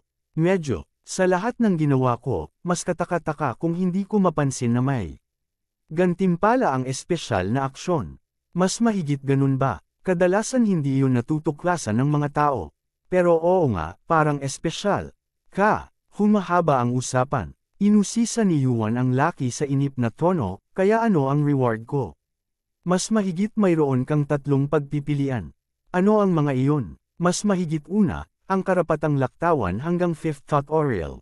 Siyempre kasama ang impormasyon at rewards ng 3rd at 4th tutorials. Walang silbi. Wala siyang balak mag-skip. Lalo na't mahalaga sa plano niya ang 3rd tutorial. Maaaring maganda ito para sa iba pero wala siyang interes. Pa-clever ang dating. Siguro iniisip ng mga laki na maliit lang ang halaga ng 3rd at 4th tutorial para kay Yuan. Kung kaya niyang gawin ito sa 2nd, madali na ang 3rd at 4th. Kaya sabik nila siyang itulak sa mas huling tutorial. Tahimik na hinintay ni Yuan ang susunod. Mas mahigit ikalawang gantimpala ay points. Kahit sa ang mundo, pera ang hari. At dito, points ang pera. Binuo ng laki ang daliri at hinlalato. Points ay pera at kapangyarihan. Hindi masamang gantimpala. At ang huli, mas mahigit ang huli ay icon ka sa Olympus. Nasingkit ang mata ni Yuan. Hindi niya iyon inaasahan. Olympus. Para sa Olympus na mabanggit ng mid-level na tagapamahala ng tutorial. Mas mahigit hindi mo pa alam, pero simula lang ang tutorial. Sa malaking tower may malalaking organisasyon at napakaraming nilalang na parang Diyos. Hindi niya inasahan kailanman. Ipinagbabawal na kaalaman para sa mga kalahok. At ang nagbunyag pa ay isang laki. Mas mahigit ay recommend kita sa Olympus. Isa ang Olympus sa mga organisasyong namumuno sa tower. Kung IS sponsor kanila, magiging ligtas ka sa tower pagtapos mo ang tutorial. Napatawa si Yuan ng mahina. Para itong recruiter kaysa Lucky. Olympus ha, si Kronos, na nagbalik kay Yuan sa nakaraan, ay ranker mula sa Olympus. At gaya ng, sabi, isa ito sa mga malalaking paksayon sa tower. Kung mahihiram niya ang kapangyarihan nila mas mabilis at mas ligtas siyang aakyat pero, yung ikalawang opsyon ang pipiliin ko. Hindi niya pinili ang pangatlo. Distributing reward. You have obtained 10,000 points. Payak pero napakalaki. 10,000 points. Hindi maiisip na halaga sa tutorial. Kontento si Yuan pero siya lang. Mas mahigit seryoso ka ba? Halatang hindi natuwa ang Lucky at napasimangot. Wala namang balak si Yuan. Magbago. Oo, mas mahigit pakiisip mo ulit. Dahil hindi mo pa nagagastos ang points mo bibigyan kita ng mulligan. Siguro nagpasya ka ng hindi masyadong kilala ang Olympus pero ayokong magsisi ka. At, hoy, Lucky, mas mahigit, gawin mo na lang ng maayos ang trabaho mo bilang utusan ng administrator. Hindi ka ba natatakot kung mahuli ka niyang kumikiling sa Olympus? Nanlaki ang mata ng Lucky sa sinabi ni Yuan. Dahil binanggit niya ang administrator. Ito ngayon, hindi ito pinagkasunduan ng ibang Luckies, di ba? At siguradong hindi ito aaprubahan ng administrator. Mas mahigit paano mo? Yung ibang Luckies ba may katulad ding alok? Iisa lang ba ang bumili sa kanila? Oh my, nasa heavenly realm. Deva marahil, Limgeton pa. Mas mahigit ano ka ba talaga? Umiinig ang boses ng Lucky. Hindi pa ito nangyari. Sa loob ng tutorial, ang Lucky ang may absolutong kapangyarihan. Ngayon nanginginig ito sa harap ng kalahok. Medyo mapait ang ngiti ni Yuan. Salamat, Lucky. Wala mang pakialam kung alin ang kumiling sa mga Lucky, ang tutorial ay dapat hiwalay. Sa tower, at sa lahat ng paksayon, ang Olympus na kumukonekta rito ang hindi niya pwedeng palampasin. Dahil sa daldal mo, nakahanap ako ng isa pang dapat gawin dito. Kaya mong gawin ang kahit ano sa mundong ito basta may points. Isa sa mga paraan ng paggamit ng points sa tower ay ito. Requesting a meeting with the administrator. Kayang 1,000 points. Goo! Rumble rumble. Umuga ng todo ang subway station. Parang guguho ang mundo. Nanginginig ang Lucky at tumingin kay Yuan. Mas mahigit ay ikaw. Ano ang ginawa mo? Humiling ako ng pagpupulong sa administrator. Tinitigan ni Yuan ang gumugulong na espasyo. The administrator approved your request. Malapit na siyang dumating. Si Yuan ay kalahok na higit sa iba sa tutorial. Magiging interesado rito ang administrator. Kaya inaprubahan ang hiling. At ngayon, request para sa meeting sa tutorial. Isang presensyang kaibigat na parang dinodigonan ang katawan ng dumating sa istasyon. Kapalit ng 1,000 points lang. Hahaha, natawa ang administrator. Nakakatuwa talaga para sa kanya. Sa tower, kahit 10,000 ay kulang para makamit ang administrator pero sa tutorial. Kapalit ng 1,000 maaari. Magkaiba man ang halaga ng points sa tutorial at tower, nakakatawa pa rin sa administrator ang sitwasyon. Administrator ng tutorial, kilala ring administrator ng pinakailalim na palapag ng tower. Ang tutorial ay parang pagsubok. At ang administrator nito ang nag-aalis ng hindi bagay. Pumasok sa tower. Kaya tinatawag din siyang bottom floor admin. Ang administrator ang naghahari sa isang floor. Walang nakakaalam ng tunay nilang anyo. Pero kapantay sa lakas ng top rankers. Mas mahigit a administrator. Nanginginig ang boses ng Lucky sa pagdating ng administrator. Pero mukhang payak ang itsura nito kumpara sa presensya at boses. Para lang siyang napakatangkad na pulubi na may mahabang balbas.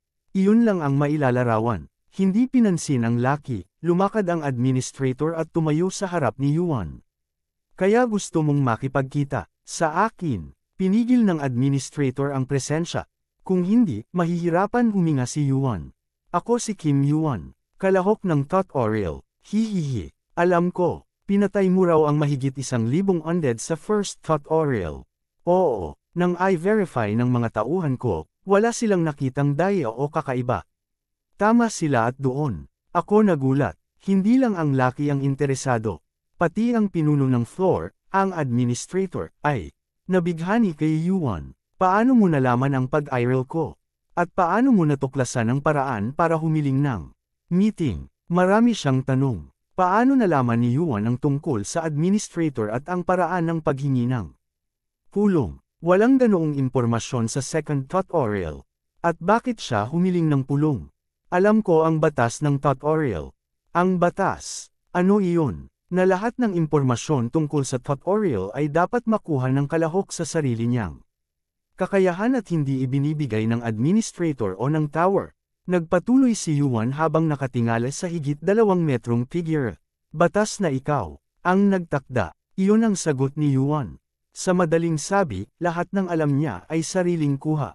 Tinitigan ng administrator ang mga mata ni Yuan. Walang nilalang na makakapagsinungaling sa administrator sa tutorial. May kapangyarihan. Siyang kilatisin ang totoo at kasinungalingan sa lahat ng salitang binibigkas, kahit dito lang. Sa tutorial na pinamamahalaan niya. Ganun ba? Ibinaba ng administrator ang pagdududa. Hindi mahalaga kung paano niya nalaman.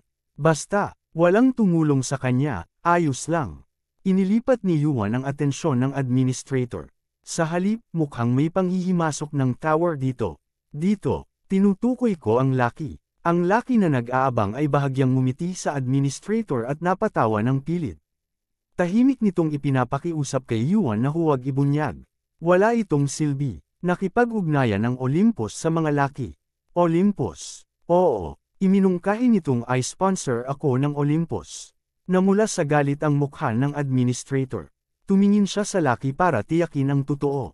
At nang magtama ang kanilang mga mata, whoosh, crush, iwinasiwas ng administrator ang braso at dinurog ang katawan ng Lucky sa isang iglap. Drip, napaslang ang Lucky na anyong piro at tumulo ang dugo. Bamulong ang administrator habang pinapagpag ang kamay. Mga hayop na Olympus. Bukod sa lahat ng ginawa ninyo, pati rito manghahasik kayo. Namula ang mga mata ng administrator. Labis niya iyong ikinagalit. Pagkatapos kumuyam ng bagang at titigan ang kinahigaan ng bangkay ng Lucky, bumalik. Ang tingin niya kay Yuan. Salamat, dahil sa iyo, matatanggal ko ang bulok na bahagi. Hindi siya mangmang. Alam niyang hindi aksidente ang isang Lucky na nakakabit sa Olympus. Marahil may iba pa. Hindi napigilan ni Yuan ang saya sa pasasalamat ng administrator. Ang ikalawang batas ng tutorial. Sa tutorial, lahat ng naabot ng kalahok ay dapat tumbasan ng gantimpalang kapantay sa merito. Tumingin si Yuan sa Lucky na pinatay ng administrator. Pantay at malinaw, nagbayad ako ng points para tawagin ka at sa pamamagitan mo. Nakapanghuli, ako ng Lucky. Tinitigan ni Yuan ang mga mata ng administrator. Ano ang tingin mo doon? Chapter 8. Pagkarinig sa sinabi ni Yuan, napatigil ang administrator. Maya-maya ay tumawa siya ng malaki. Frewahaha, muli, tama ka. Hinaplos ng administrator ang balbas at ibinaba ang ulo para tumingin kay Yuan ng diretso. Ikaw ang unang kalahok na nakapatay ng Lucky sa second tutorial.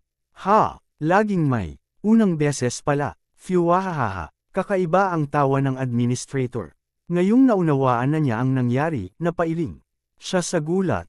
Tama si Yuan. Siya ang humiling ng pagpupulong sa administrator at siya ang nagsiwalat ng lihim ng Lucky. Bilang resulta, pinatay ng administrator ang Lucky.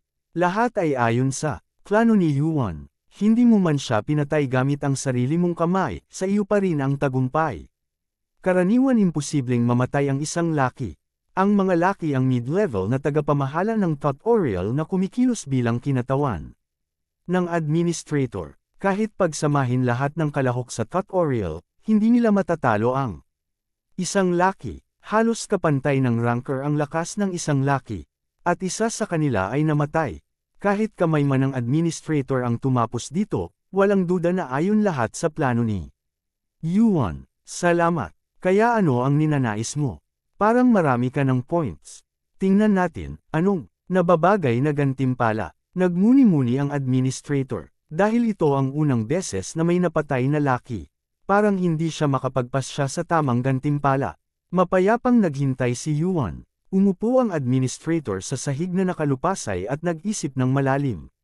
Pagkalipas ng 5 minuto, tila may naisip at biglang tumindig. Karapat-dapat ka rito. Iniabot ng administrator ang kamay kay Yuan.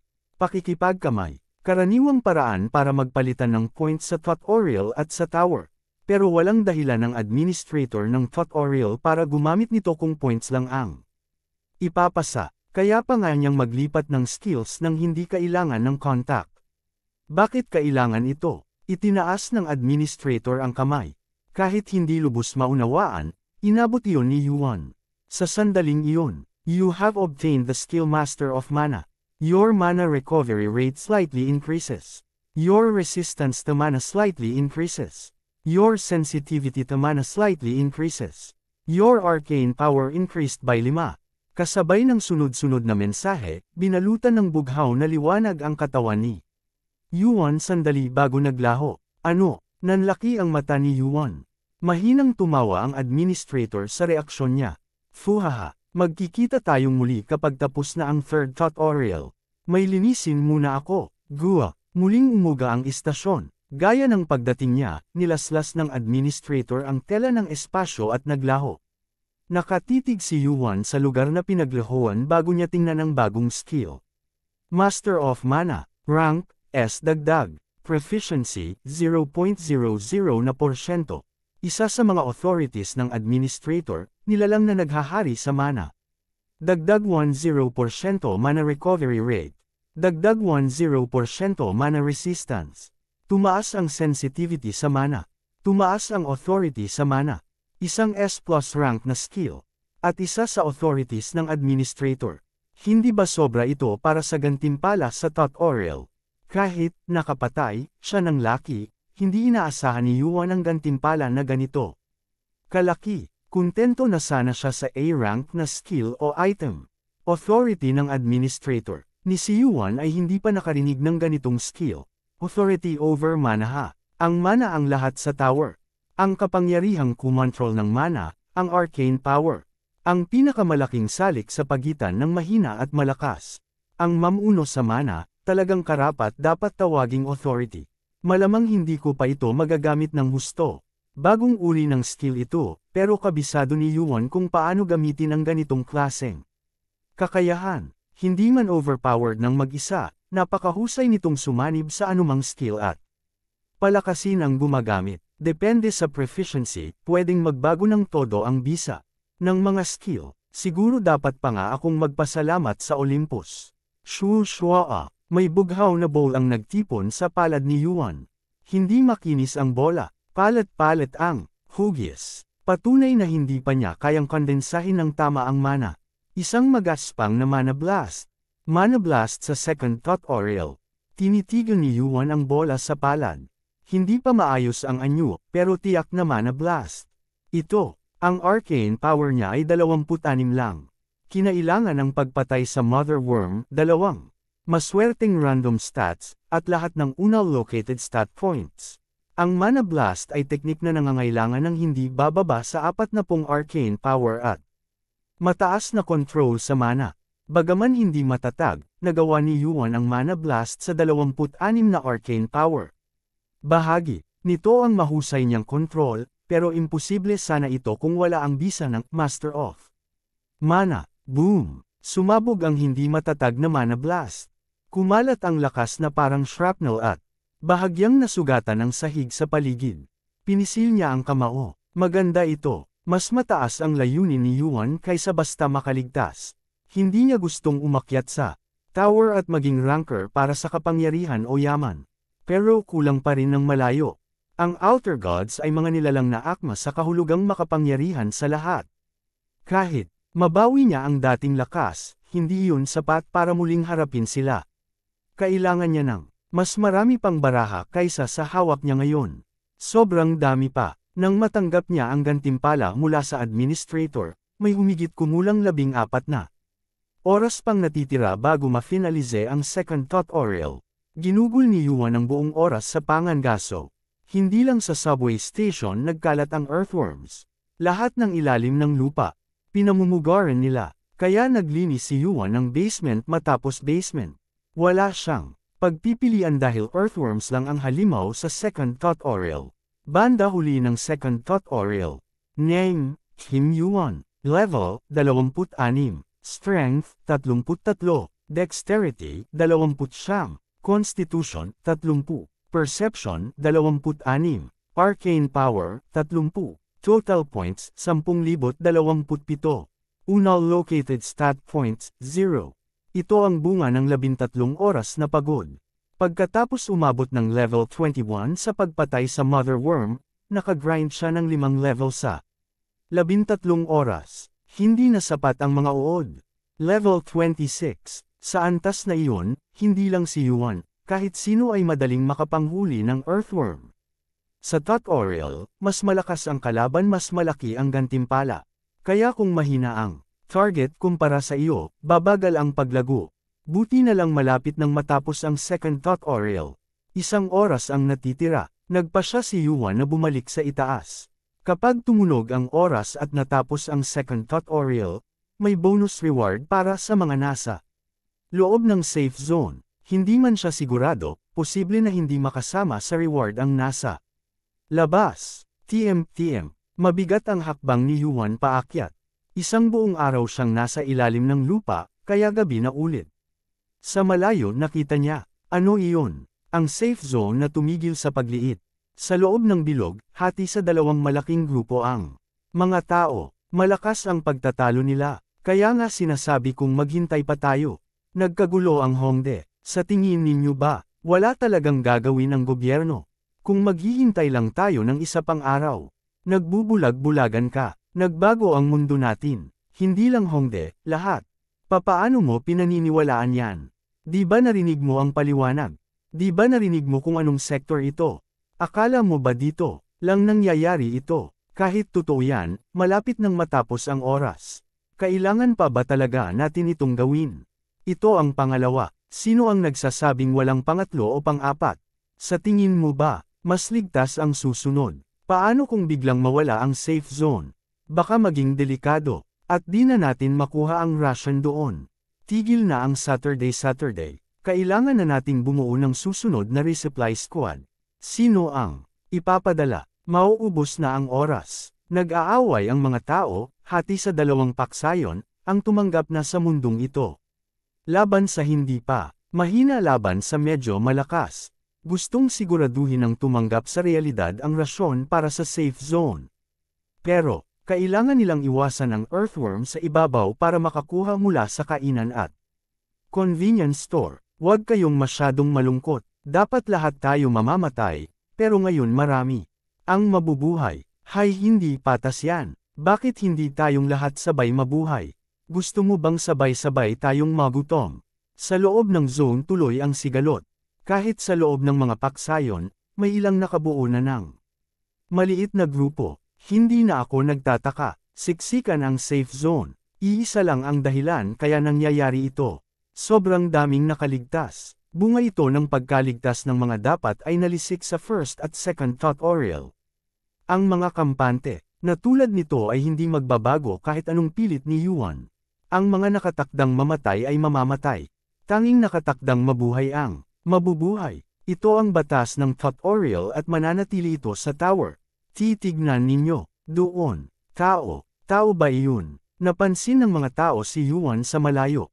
May backpack siya at naglalakad papunta sa safe zone. Nagulat silang may tao sa labas. Pero nag-alala rin. Naging sentro ng tingin si Yuan. Siguro dahil sa dami ng earthworms na nahuli niya. Walang lumitaw para umatake. Nang malapit na siya sa safe zone. Squirm. Ayan, may natira pang isang earthworm. Gumalaw ang lupa sa ilalim ni Yuan. May ilang matalas ang mata ang nakakita at sumigaw. Sa ilalim mo, ingat. Sumirit ang earthworm mula sa lupa para kagatin si Yuan. Pero sanay na si Yuan sa libong insektong ito. Kahit pa surprise attack, stomp, splat, hindi mahirap para kay Yuan durugan ang ulo ng earthworm. Dahil sa 33 strength, hindi na niya kinailangang gumamit ng kutsilyo. Walang nakalingon mula kay Yuan. Remaining time, 12:05, 12. Tiningnan ni Yuan ang oras bago magsalita. Ako na ang bahala sa sarili ko. Ituloy ninyo ang pinag-aawayan ninyo. Chapter Siyam. Mabagal na pumasok si Yuan sa safe zone. Nagbubulungan ang mga tao sa di kapani-pani walang tanawin. Anong ginawa niya? Pwede palang patayin ang mga iyon. Kung ganon, mula kay Yuan lumipat ang tingin nila sa nagkalat na pira-pirasong bangkay sa lupa. Kung Napapatay ang earthworms, baka sana nabuhay ang libo-libong nasawi sa labas ng safe zone. Hoy, Yuan! May lumapit kay Yuan. Paglingon niya sa pamilyar na boses, nakita niyang sumisingit sa karamihan si Kim. Myunghon, saan ka nagpunta? Nag-alala ako nang bigla kang nawala.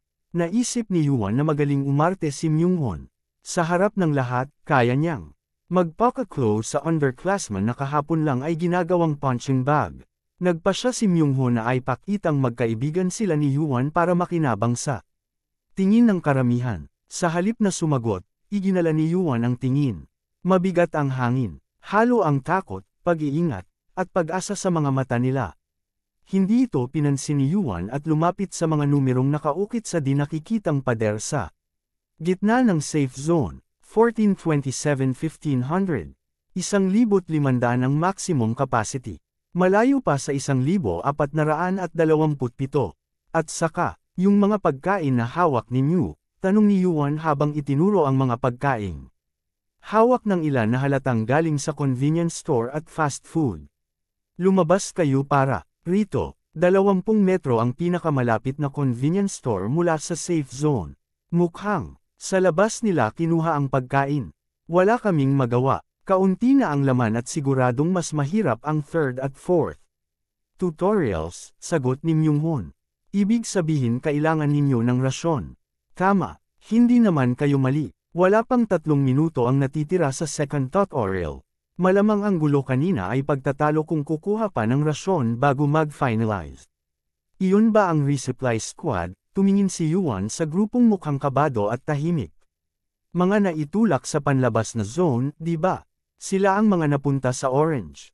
Mga muntik ng mamatay, sila rin ang nagbalik ng rasyon. Kaya ang plano ninyo papalabasin ulit sila, para kumuha pa ng pagkain.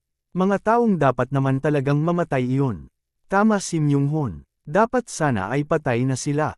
Pero ang mga nagtapon sa kanila minsan patungo sa kamatayan ay walang karapatang magtakda pa ng kapalaran nila. Dahil dapat silang mamatay, gusto ninyong isugal ulit ang buhay nila para may madala kayong pagkain, sabi ni Yuan habang diretsyong tinitigan si Myunghon. Nang inag si Myunghon sa titig ni Yuan, wala naman siyang ginawa kundi tumingin, pero napaurong si Myunghon. Hindi na ito ang dating Yuan. Iniwas ni Myunghon ang tingin, pero nang makita ang barkada sa likod niya, bumalik ang loob. Parang hindi ka pa rin naka-adjust, sabi ni Kim Myunghon na nakatitig din. Naka-adjust?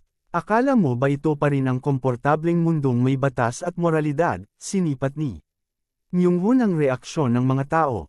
May ilan na tumango, bahagi dahil sang-ayon sila, at bahagi dahil pilit nilang binibigyang katwiran ang ginawa. Nagbago na ang mundo. Para mabuhay, may kailangang isakripisyo. Doon nanggaling ang ideya na magpadala ng maliit na grupo sa labas ng safe zone. Yuan, para mabuhay kailangan mong maging duwag. Maging makasarili. Payong. Kaibigan ito hindi bilang Sunday kundi bilang kapwa-tao. Mag-adjust daw. Napatawa si Yuan. Nakakatawang marinig ito mula sa batang tulad ni Kim Myunghon. Finalizing the second tutorial. Distributing 500 points to all the participants in the safe zone. You have obtained an inventory pouch. Your inventory pouch will disappear upon dying. Flop. May maliit na messenger bag na bumagsak sa ulo ng lahat. Pinulot ni Yuan bago nagsalita. Maraming paraan para mabuhay. Ayokong manghimasok o magbigay ng payo. Pero ito lang. The third tutorial will now begin. Huwag tatawid sa guhit, kahit ano paman. Hindi niya tinukoy kung anong guhit, pero kaunti lang ang oras para makipagtalo. Pagkabigkas niya, ibinaling niya ang tingin kay Myunghon. Panahon na para pagtuunan. Ang susunod na tutorial, hunt the monsters in the sector and collect 50 essence. In 70 hours, the gate will activate. After the time limit, the sector will be destroyed. Time limit, 72, 12:00. Vroom vroom. Sa gitna ng kalsada sa safe zone, lumitaw ang mahabang maulap na tunnel. May numero sa tunnel, 050th. Iyon ang bilang ng essence na kailangang kolektahin. Ang maulap na kulay ay senadoryas na Hindi pa aktibo ang gate. Iyon ba ang tunnel? Makakapasok ka sa susunod na sektor kapag naka 50 essence. Iyon ang daanang maglilipat sa iyo. Mukhang simple ang misyon. Lahat ng nakarinig sa paliwanag ay pareho ang naisip. Parang video game. Pumatay ng halimaw at mag-ipon ng item. Kilalang kilala na quest sa kahit sinong naglaro. Pero hindi laro ang tunay na buhay. Hindi ganoon ka-simple. Ayon, zombies. Hindi ba zombies iyon? May ilang zombie sa gitna ng kalsada. Akala ng mga tao na wala na sila pagkatapos ng first tutorial, pero hindi lang zombie. May iba pang halimaw. May higanteng gagamba at mga baboy na. May matutulis na balahibo. May mga centipede ding kasinlaki ng braso ng tao na gumagapang sa mga gusali. Ang mundo. Dungeon na ang buong mundo. May sumigaw na nakatingin sa lupa, nananatili ang safe zone. Totoo, napaklik si Yuan at hindi sinang-ayunan ang sigla nila. Suck. Ang mga nagdiwang ay malamang hindi magtatagal. Ang layunin ng third tutorial ay hindi survival kundi hunting. 50 essence. Ang tanging paraan para tuloy na mabuhay ay kolektahin ang mga iyon para makalipat sa susunod. Hindi aabant ang basta pag-iingat sa loob ng safe zone. Tumayo si Yuan at muling gumalaw. Yuan, pinahinto siya ng boses ni Myunghon. Papalabas na siya ng safe zone nang lumingon. Nakakunot ang noo na parang sinasabi, bilasan mo. Mag-team up tayo. Mas convenient kung may kasama ka. Alok ni Myunghon sabay abot ng kamay. Pangalawang beses na niya itong inabot sa tutorial. Una noong simula ng second tutorial, at ngayon sa third, tinitigan ni Yuan ang kamay bago sumagot. Wala pang isang araw. Nakalimutan mo na ba? Ano? Nabahala si Myunghon at agad nagalit. Kung gusto mong mabuhay, huwag kang kumapit sa iba. Doon ka lang at maghintay. Alamin mo ang lugar mo. Iyon ang sinabi sa kanya ni Yuan bago magsimula ang second tutorial. Galit si Myunghon. Sapat na sagot ang ekspresyon niya. Naalala mo pala, iyon ang huling sinabi ni Yuan kay Myunghon bago tumalikod at lumabas muli ng safe zone. Habang naglalaho si Yuan nakaka-rating lang, nagngit-ngit si Myunghon. Akala mo kung sino ka. Nakakalabas na si Yuan ng malaya mula second tutorial pa lang. Maraming halimaw sa labas, pero ligtas siya mag-isa. Naisip ni Myunghon, kailangan kong patumbahin ang mga iyon at kumuha ng essences. Sinipat niya ang mga halimaw sa labas. Maraming uri ngayon. Iba ang third tutorial. Hindi ka na makakaligtas sa pagtakas lang. Kailangang magtipon ng 50 drop para mabuhay. 50. Akala niya ang mga bag ay para sa lahat para lagyan ng essence. Palaipat-lipat ang tingin ni Myunghon sa bag at sa mga halimaw sa labas. May napagtagni at umangat ang gilid ng labi. Narinig ninyo di ba? Tanong niya sa mga tao matapos pahirin ang ngiti. Dalawang uri ang nasa karamihan. Una ang takot sa pakikipaglaban. Ikalawa ang buoang loob na lumaban. Alam ninyo kung ano ang dapat nating gawin para mabuhay. Itinaas ni Myunghon ang kutsilyo. Gawin natin ito, sabay-sabay. Pinanood ni Yuan kung paano muling pinukaw ni Myunghon ang mga tao. Talagang naging tuso at mapang-udyok. Sapat ang biglang pagbabaligtad ng mundo para mabaliw ang tao. Sa prosesong iyon, nagiging malupit at makasarili ang ilan. Hindi nakakagulat ang pagbabago ni Myunghon. Sa totoo lang normal lang ito. Kaya wala siyang balak makipagsagupaan sa mga tulad ni Myunghon. Maraming paraan para mabuhay, kaya hindi niya kayang pangunahan ang bawat maling paraan sa tingin niya. Bukod pa rito, bumaba si Yuan sa subway station. Pagkatapos ng third tutorial hindi ko na siya makikita. Zip, tinalikod ni Yuan ang suot na bag. 4. Bumuhos ang mga marmol at pumasok sa bagong inventory pouch. Higit sa 100 piraso ang bilang. Mana essence, 132/50. Dahil nagsimula na ang third tutorial, nakikita na niya ang bilang ng marmol sa pouch. Itinapon niya ang lumang bag at isinabot ang pouch sa bewang. Swerte at marami akong nakuha sa second tutorial. Mahalaga ang mana essence para makalusot sa third. Nakukuha ito sa earthworm sa second tutorial. Kaya hanggang matapos iyon, nakatutok si Yuan sa pangunguha ng mana essence. Mabilis ang pangangaso ni Yuan. Sa isang araw sobra-sobra na ang kailangan. Pwede na. Siyang dumiretso sa fourth tutorial nang wala nang iba pang gawin pero, kung kaya ko kayang makaipon ng 1,000, wala siyang balak na makontento sa 132. Shark Sheep. Pagsimula ng third tutorial, nag-ibang dungeon ang loob ng istasyon. Hindi lang earthworms, kundi may zombies, moss spiders, at subterranean snakes. Iba-ibang halimaw ang nagtipon sa istasyon para sa pinakamalaking dungeon sa Hongdae Sector. Ang dami, marahil pagbati para sa unang pumasok. Sabay-sabay sumugod ang mga halimaw kay Yuan. Sa mainit na salubong, pabulong niyang sabi, subukan ko ulit ito. Shuik Shua. Itinaas ni Yuan ang mga kamay.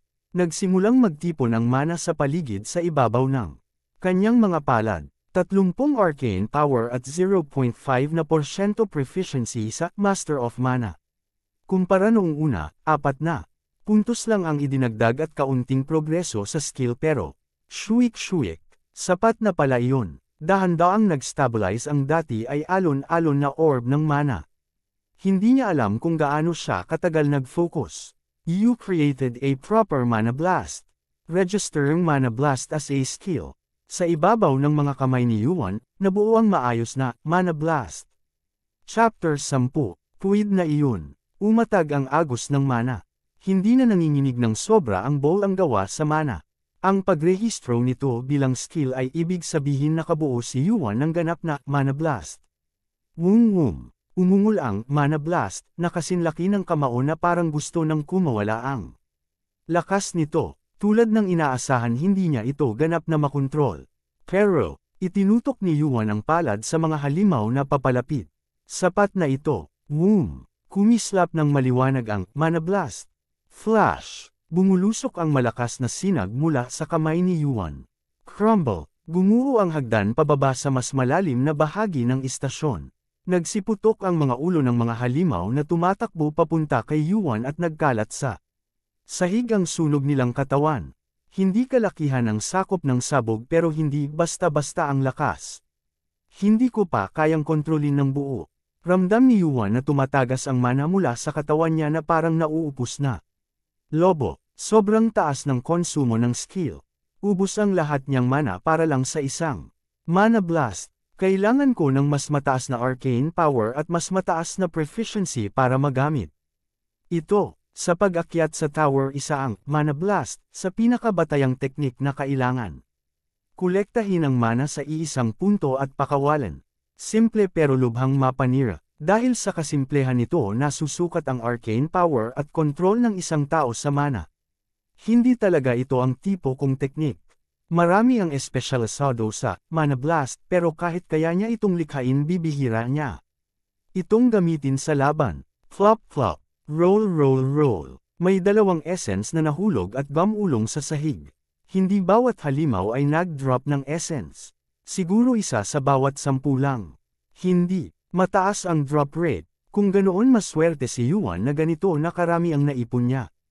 Pinulot niya ang essence at inilagay sa inventory pouch.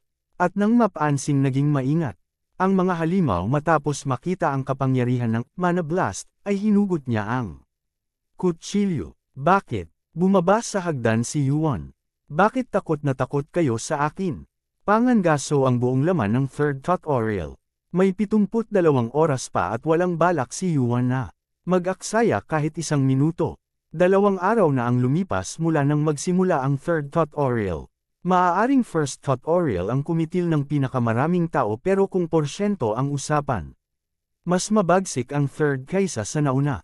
Mula sa humigit kumulang 1,400 tao higit 400 na lang ang natira matapos ang 2 araw. Hindi man lang umabot ng 30% ang survival rate. Hindi ba masyado na tayong lumalim? Oo, masama ang kutob ko dito. Wala tayong magagawa. Sana makahanap tayo ng tagwan. Pero ganito ba talaga kalaki? Ang Hongdae Station dati, ako lang ba ang nakakaramdam nito? Sino ba ang nakakaalam? Nagbago ang buong mundo. Bakit magiging exception ito? 3 ang pumasok sa Hongdae Station. 1 babae at 2 lalaki. Juyon ang pangalan ng babae. Siya ang nagbabantay sa hulihan nang magsalita siya. Hoy doon. Ano iyon? Convenience store. Nagliwanag ang mukha ng grupo. Nag-aalala sila sa paubos na rasyon kaya ang tindahan ay parang bukal sa disyerto. Siguradong may ramen. Walang mainit na tubig. Bakit mo gusto ng ramen? Pwede namang kainin ng hilaw. Pasok na tayo. Gutom na ako. Habang iniisip na pupunuin ang inventory pouch ng rasyon may kung anong bumagsak sa ulo ng lalaking tumatakbong nangunguna. Thud. Oh, Junho. Isang malaking berdeng gagamba. Napahiyaw sa sakit ang lalaki at agad na bumagsak. Natunaw ang ulo niya at naging lawan ng lason at laman. Sa nakakasukang tanawin itinaas ni Juyon ang kutsilyo at inihanda ni Seongchan ang malaking maso. Shriek shock. Nakakakilabot na iyak. Isa-isa nang lumutang ang mga halimaw sa paligid ng tindahan. Isang zombie, dalawang moss spiders at tatlong man-eating rats. Ang dami. Bakit ang dami? Nawala agad ang isa nilang kasama. Kaya ba naming patumbahin lahat? Kumakabog ang dibdib ni Juyon. Sa nakaraang 2 araw pinagdaanan nilang tatlo. Ang maraming bingit ng kamatayan. Marami rin ang napatay sa labas. Tumaas ang level nila. Lahat sila ay lampas level 10 kaya mas mataas na ang stats nila ngayon. Pero hindi tiyak kung kaya nilang harapin ang lahat ng ito. Wala nang oras para mag-isip. Sumalakay ang tatlong man-eating rats. Shriek hiss. Squeak.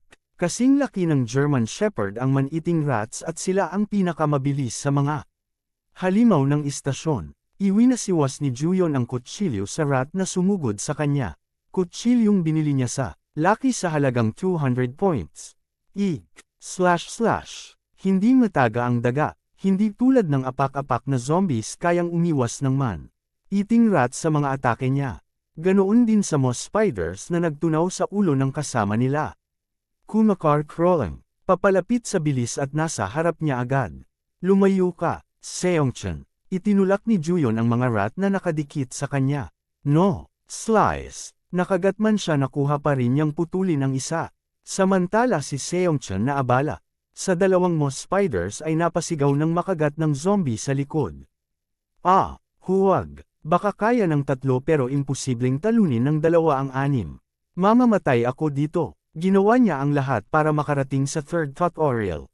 Gusto lang niyang kumapit pa at mabuhay. Sa saglit na iyon na na-distract siya kay Seongchan. Squee. Napatigil si Juyon. Tumalon ang isang man-eating rat at tinarget ang mukha niya. Sa sandaling iyon, whoosh. Burst. May kung anong lumipad at pinaputok ang katawan ng daga na parang lobo. Ha! Naguluhan si Juyon sa biglang pangyayari. Nabalutan siya ng dugo at laman ng sumabog na daga pero wala siyang oras para mandiri. Lumingon agad siya sa tindahan. Creak! Bumukas ang sirang pinto. Huwag kayong maingay kung may natutulog. Mula sa loob may lumabas na tao. Sige, gising na ako. Nagpapahinga si Yuan. Kahit mataas ang stats kapag ilang araw kang walang tulog, naiipon ang pagod at bumabagal ang katawan. Kung isasama ang first at second tutorial, unang beses siyang natulog sa loob ng 4 na araw.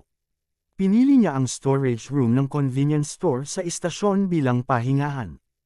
Iisa ang dahilan kaya ligtas siyang nakatulog sa istasyong puno ng halimaw. Dahil sa scentless powder, binili ni Yuan sa bagong Lucky sa 100 points.